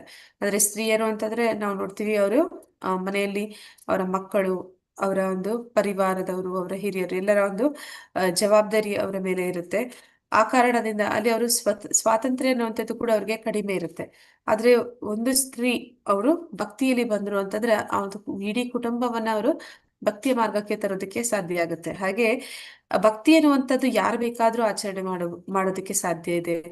ಅದಕ್ಕೆ ಉತ್ತಮ ಕುಟುಂಬದಲ್ಲಿ ಜನಿಸಿರ್ಬೇಕು ಅಥವಾ ಪೂರ್ಣ ಸ್ವಾತಂತ್ರ್ಯ ಅವ್ರಿಗಿರ್ಬೇಕು ಅಂತ ಏನಿಲ್ಲ. ಭಗವಂತನಿಗೆ ಶರಣಾಗತಿಯನ್ನ ಹೊಂದಿ ಪ್ರಾಮಾಣಿಕವಾಗಿ ಭಗವಂತನ ಭಕ್ತಿಯನ್ನ ಮಾಡಿದ್ರೆ ಭಗವಂತ ಎಂಥದೇ ವ್ಯಕ್ತಿಯೇ ಆಗಿದ್ರು ಕೂಡ ಅಂತ ವ್ಯಕ್ತಿಯನ್ನ ಆ ಒಂದು ಭಕ್ತಿಯ ಮಾರ್ಗದಲ್ಲಿ ಮುಂದುವರಿಯೋದಕ್ಕೆ ಅವನಿಗೆ ಬೇಕಾಗಿರುವ ಎಲ್ಲಾ ಅವಕಾಶಗಳನ್ನ ಒದಗಿಸ್ತಾನೆ, ಸಮಯವನ್ನು ಕೂಡ ಒದಗಿಸ್ತಾನೆ. ಆ ಸ್ವಾತಂತ್ರ್ಯ ಏನು ಅವ್ರಿಗೆ ಇರ್ಲಿಲ್ಲ, ಆ ಸ್ವಾತಂತ್ರ್ಯವನ್ನು ಕೂಡ ಅವನು ಕೊಡ್ತಾನೆ. ಹೀಗೆ ಈ ಒಂದು ಭಕ್ತಿ ಮಾರ್ಗ ಅನ್ನುವಂಥದ್ದು ಅದು ತುಂಬಾ ಸುಲಭ, ಮತ್ತೆ ಯಾರು ಬೇಕಾದ್ರೂ ಅದನ್ನ ಆಚರಣೆ ಮಾಡಬಹುದು. ಆದ್ರೆ ಅಷ್ಟಾಂಗ ಯೋಗದ ಹಾಗೆ ಅಂದ್ರೆ ನಾವು ನೋಡ್ತೀವಿ, ಅದಕ್ಕೆ ಏನ್ ಮಾಡ್ಬೇಕು ಅಂತಂದ್ರೆ ಸ್ತ್ರೀಯರಿಂದಲೋ ಅಥವಾ ಶೂದ್ರರಿಂದಲೋ ಅಥವಾ ವೈಶ್ಯರಿಂದಲೋ ಅದು ಸಾಧ್ಯ ಇಲ್ಲ. ಅಂದ್ರೆ ಅದಕ್ಕಾಗಿ ಅವರು ಆ ಕಾಡಿಗೆ ಹೋಗುವಂಥದ್ದು, ಏಕಾಂತದಲ್ಲಿ ಇರುವಂಥದ್ದು, ಅಂತಹ ಒಂದು ಕಾರ್ಯದಲ್ಲಿ ತೊಡಗೋದಕ್ಕೆ ವಿಶೇಷ ವ್ಯಕ್ತಿಗಳಿಂದ ಮಾತ್ರ ಸಾಧ್ಯ ಆಗುತ್ತೆ. ಆದ್ರೆ ಭಕ್ತಿ ಅನ್ನುವಂಥದ್ದು ಅತಿ ಸುಲಭ, ಯಾರು ಬೇಕಾದ್ರೂ ಅದನ್ನ ಆಚರಣೆ ಮಾಡ್ಬೋದು. ಅಂದ್ರೆ ನಾವು ನೋಡ್ತೀವಿ, ಪ್ರಭುಪಾದರು ಪಾಶ್ಚಾತ್ಯ ದೇಶಗಳಿಗೆ ಹೋದಾಗ ಅಲ್ಲಿದ್ದಂತಹ ಜನ ಯಾವುದೇ ಒಂದು ನಿಯಂತ್ರಕ ತತ್ವಗಳನ್ನ ಅನುಸರಣೆ ಮಾಡದೇ ಇದ್ದಂಥವ್ರು, ಅಂಥವ್ರು ಕೂಡ ಭಕ್ತಿಯಲ್ಲಿ ಅವರು ಮುಂದುವರೆದು ವೈಷ್ಣವರಾಗೋದಕ್ಕೆ ಸಾಧ್ಯ ಇದೆ ಅನ್ನುವಂಥದ್ದನ್ನ ಇಲ್ಲಿ ಭಗವಂತ ಹೇಳ್ತಾ ಇದ್ದಾನೆ. ಹರೇ ಕೃಷ್ಣ. ಹರೇ ಕೃಷ್ಣ ಮಾತಾಜಿ. ಲೋಕಮಾತ್ಮ ಕಿಂ ಪುನರ್ಬ್ರ किं ಓದಿ ಓದಿ वदन ಓದಿ ಪ್ರಭುಜಿ. ಪ್ರಭುಜಿ किं ಓದಿ. पुनर्ब्रह्मणा पुण्यभक्त्या राजर्षयस्तथा अनित्यं सुखं लोकमिमं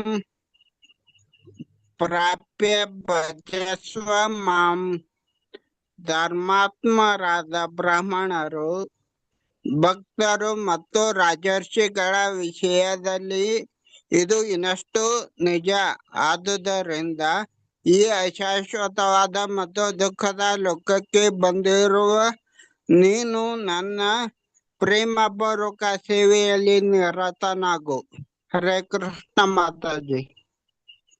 ಅದ್ರಲ್ಲಿ ಏನಂತ ಹೇಳ್ತಾ ಇದ್ದಾನೆ ಅಂತಂದ್ರೆ, ಭಗವಂತ ಆ ರೀತಿ ಯಾರು ಕೀಳು ಜನ್ಮದಲ್ಲಿ ಇದ್ದಾರೆ ಅಥವಾ ಸ್ತ್ರೀಯರು ಅಂದ್ರೆ ವೈಶ್ಯರು ಶೂದ್ರರಾಗಿದ್ದಾರೆ ಅಂತವರಿಗೆ ಭಕ್ತಿ ಮಾಡುವಂಥದ್ದು ಸುಲಭ ಅಂತಂದ್ರೆ, ಮತ್ತೆ ಉತ್ತಮ ಕುಟುಂಬದಲ್ಲಿ ಹುಟ್ಟಿದಂತಹ ಧರ್ಮಾತ್ಮರಾದಂತಹ ಬ್ರಾಹ್ಮಣರು, ಭಕ್ತರು, ಮತ್ತೆ ಯಾರು ರಾಜ ಋಷಿಗಳಿದ್ದಾರೆ ಅವರ ಒಂದು ವಿಷಯದಲ್ಲಿ ಹೇಳ್ಬೇಕು ಅಂತಂದ್ರೆ ಅವರು ಇನ್ನೂ ಸುಲಭವಾಗಿ ಆ ಒಂದು ಭಕ್ತಿಯನ್ನ ಅವರು ಆಚರಣೆ ಮಾಡೋದಕ್ಕೆ ಸಾಧ್ಯ ಆಗುತ್ತೆ ಅನ್ನೋದನ್ನ ಅಲ್ಲಿ ಹೇಳ್ತಾ ಇದ್ದಾನೆ.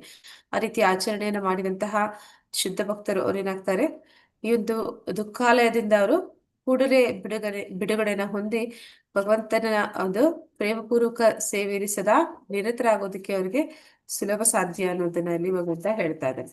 ಅಂದ್ರೆ ಯಾರು ಬೇಕಾದ್ರೂ ಭಕ್ತಿಯನ್ನ ಆಚರಣೆ ಮಾಡಬಹುದು, ಯಾರು ಬೇಕಾದ್ರೂ ಭಕ್ತಿಯಲ್ಲಿ ಮುಂದುವರಿಬಹುದು ಅನ್ನೋದನ್ನ ತಿಳಿಸ್ತಾ ಇದ್ದಾರೆ. ಅದಕ್ಕೆ ಅವ್ರು ಮಾಡ್ಬೇಕಾಗಿರುವಂತದ್ದು ಏನು ಅನ್ನುವಂಥದ್ದನ್ನ ಒಂದು ಮುಂದಿನ ಶ್ಲೋಕದಲ್ಲಿ ಭಕ್ತಿ ಅಂದ್ರೆ ಏನು ಅಂತ ಹೇಳಿ ಭಗವಂತ ಹೇಳ್ತಾ ಇದ್ದಾನೆ, ಹೇಗೆ ಆಚರಣೆ ಮಾಡುವಂಥದ್ದು ಭಕ್ತಿಯನ್ನ. ಹರೇ ಕೃಷ್ಣ. ಹರೇ ಕೃಷ್ಣ ಮಾತಾಜಿ. ಮನ್ಮನಾಭವ ಮದ್ಭಕ್ತೋ ಮದ್ಯಾಜಿ ಮಾಂ ನಮಸ್ಕುರು ಮಾಮೇ ವೈಶ್ಯಸಿ ಯುಕ್ತೈವಾಂ ಆತ್ಮಾನಂ ಮತ್ಪರಾಯಣಃ.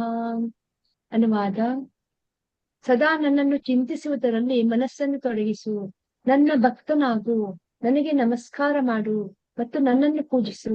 ಆಗ ನನ್ನಲ್ಲಿ ಸಂಪೂರ್ಣವಾಗಿ ಮಗ್ನನಾಗಿ ನಿಶ್ಚಯವಾಗಿಯೂ ನೀನು ನನ್ನಲ್ಲಿಗೆ ಬರುವೆ. ಹರೇ ಕೃಷ್ಣ ಮಕ್ಕಳಿಗೆ ಧನ್ಯವಾದ. ಹರೇ ಕೃಷ್ಣ ಮಾತಾಜಿ.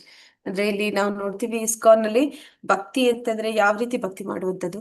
ಹರೇ ಕೃಷ್ಣ. ಭಕ್ತಿ ನಾವು ಹೇಗೆ ಮಾಡ್ತೀವಿ? ಭಕ್ತರ ಸಂಘದಿಂದ, ಭಕ್ತರ ಸಂಘದಲ್ಲಿ ಏನ್ ಮಾಡ್ತೀವಿ? ಭಗವದ್ಗೀತೆಯನ್ನು ಕೇಳುವುದು, ಭಾಗವತವನ್ನು ಕೇಳುವುದು, ಚರ್ಚೆ ಮಾಡುವುದು.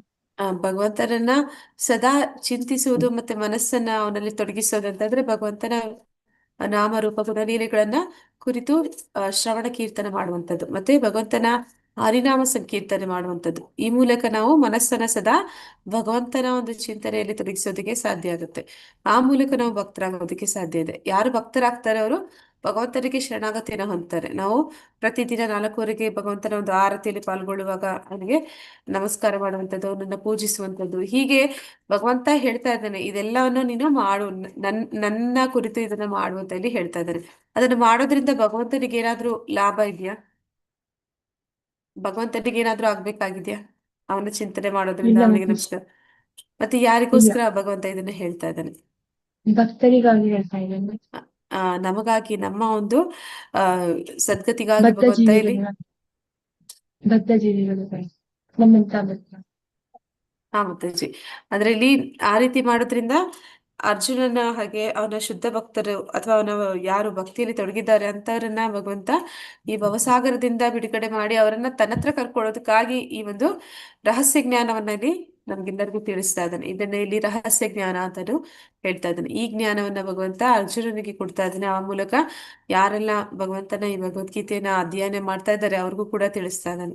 ಅಂದ್ರೆ ನಾವು ಭಗವಂತನ ಸದಾ ಚಿಂತನೆ ಮಾಡುವಂಥದ್ದು, ಪ್ರತಿದಿನ ಹರಿನಾಮ ಸಂಕೀರ್ತನೆ ಮಾಡುವಂಥದ್ದು, ಪ್ರತಿದಿನ ಭಗವಂತನ ನೈವೇದ್ಯ ಪ್ರಸಾದವನ್ನ ಮಾತ್ರನೇ ಸ್ವೀಕಾರ ಮಾಡುವಂಥದ್ದು. ಅಂದ್ರೆ ಈ ಒಂದು ಭಕ್ತಿ ಎನ್ನುವಂಥದ್ದು ನಾಲಿಗೆಯ ಮೂಲಕ ಪ್ರಾರಂಭ ಆಗುತ್ತೆ ಅಂತ ಹೇಳ್ತಾರೆ. ಆ ಜಿಭೆಯಿಂದ ಪ್ರಾರಂಭ ಆಗುವಂತಹ ಭಕ್ತಿ ಯಾವ ರೀತಿ ನಾವು ಮಾಡ್ತೀವಿ ಅಂತಂದ್ರೆ ಭಗವಂತನ ಕುರಿತಾಗಿ ಅಂದ್ರೆ ಈ ಒಂದು ಶ್ರವಣ ಕೀರ್ತನೆ ಮಾಡುವಂಥದ್ದು, ಮತ್ತೆ ಆ ಪ್ರಸಾದ ಸ್ವೀಕಾರ ಮಾಡುವಂಥದ್ದು, ಹರಿನಾಮ ಸಂಕೀರ್ತನೆ ಮಾಡುವಂಥದ್ದು. ಆ ಮೂಲಕ ನಾವು ಭಕ್ತಿಯಲ್ಲಿ ಆಚರಣೆ ಮಾಡೋದಕ್ಕೆ ಸಾಧ್ಯ ಆಗುತ್ತೆ.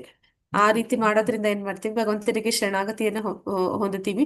ಮತ್ತೆ ಅವನನ್ನ ಸದಾ ಆರಾಧನೆ ಮಾಡೋದ್ರಿಂದ ನಾವು ಭಗವಂತನ ಹತ್ರಕ್ಕೆ ಹೋಗೋದಕ್ಕೆ ನಮಗೆ ಅದು ಸಹಾಯ ಮಾಡುತ್ತೆ. ಇಲ್ಲಿ ಅರ್ಜುನನಿಗೆ ಭಗವಂತ ಅದನ್ನೇ ಹೇಳ್ತಾ ಇದ್ದಾನೆ, ಯುದ್ಧವನ್ನು ಮಾಡುವಾಗ್ಲೂ ಕೂಡ ನೀನು ಸದಾ ನನ್ನನ್ನ ಸ್ಮರಣೆ, ನನ್ನನ್ನ ನೆನೆಸ್ತಾ ನೀ ಮಾಡುವಂತ. ಹಾಗೆ ನಾವು ಕೂಡ ನಾವೆಲ್ಲರೂ ಯುದ್ಧ ಮಾಡೋದಿಲ್ಲ, ಆದ್ರೆ ನಮಗೆ ಕೊಟ್ಟಿರುವಂತಹ ನಮ್ಮದೇ ಆದಂತಹ ಒಂದೊಂದು ಜವಾಬ್ದಾರಿಗಳಿರುತ್ತೆ. ಆ ಜವಾಬ್ದಾರಿಗಳನ್ನ ನಿರ್ವಹಣೆ ಮಾಡ್ತಾ ಇರ್ಬೇಕಾದ್ರೂ ಕೂಡ ಸದಾ ಭಗವಂತನನ್ನ ನೆನೆಸ್ಬೇಕು, ಅವನನ್ನ ಮರಿಬಾರ್ದು ಅನ್ನೋದನ್ನ ಇಲ್ಲಿ ತಿಳಿಸ್ತಾ ಇದ್ದಾನೆ.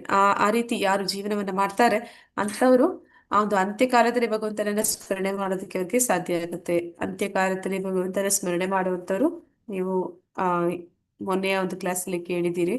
ಆದ್ರೆ ಅವರು ಭಗವಂತನ ಧಾಮಕ್ಕೆ ಹೋಗೋದಕ್ಕೆ ಸಹಾಯ ಆಗತ್ತೆ ಅಂತ. ಹಾಗೆ ಇಲ್ಲಿ ಭಗವಂತ ಈ ಒಂದು ರಹಸ್ಯ ಜ್ಞಾನವನ್ನ ನಮಗೆ ಅಧ್ಯಾಯದಲ್ಲಿ ತಿಳಿಸ್ಕೊಟ್ಟಿದ್ದಾನೆ. ಇಲ್ಲಿಗೆ ಒಂದು ಅಧ್ಯಾಯ ಮುಕ್ತಾಯ ಆಗ್ತಾ ಇದೆ.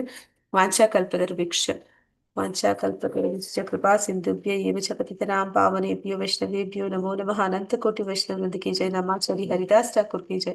ಇಲ್ಲಿ ಬಂದಿರುವಂತ ಎಲ್ಲ ಭಕ್ತರಿಗೂ ಜೈ. ಹರೇ ಕೃಷ್ಣ. ಯಾರಿಗಾದ್ರೂ ಪ್ರಶ್ನೆಗಳಿದ್ದಲ್ಲಿ ಕೇಳ್ಬೋದು.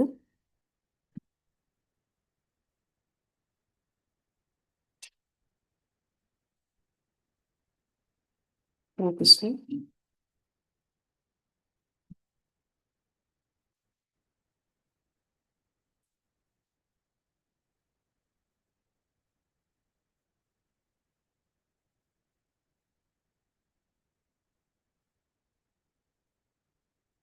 ಹರೇ ಕೃಷ್ಣ.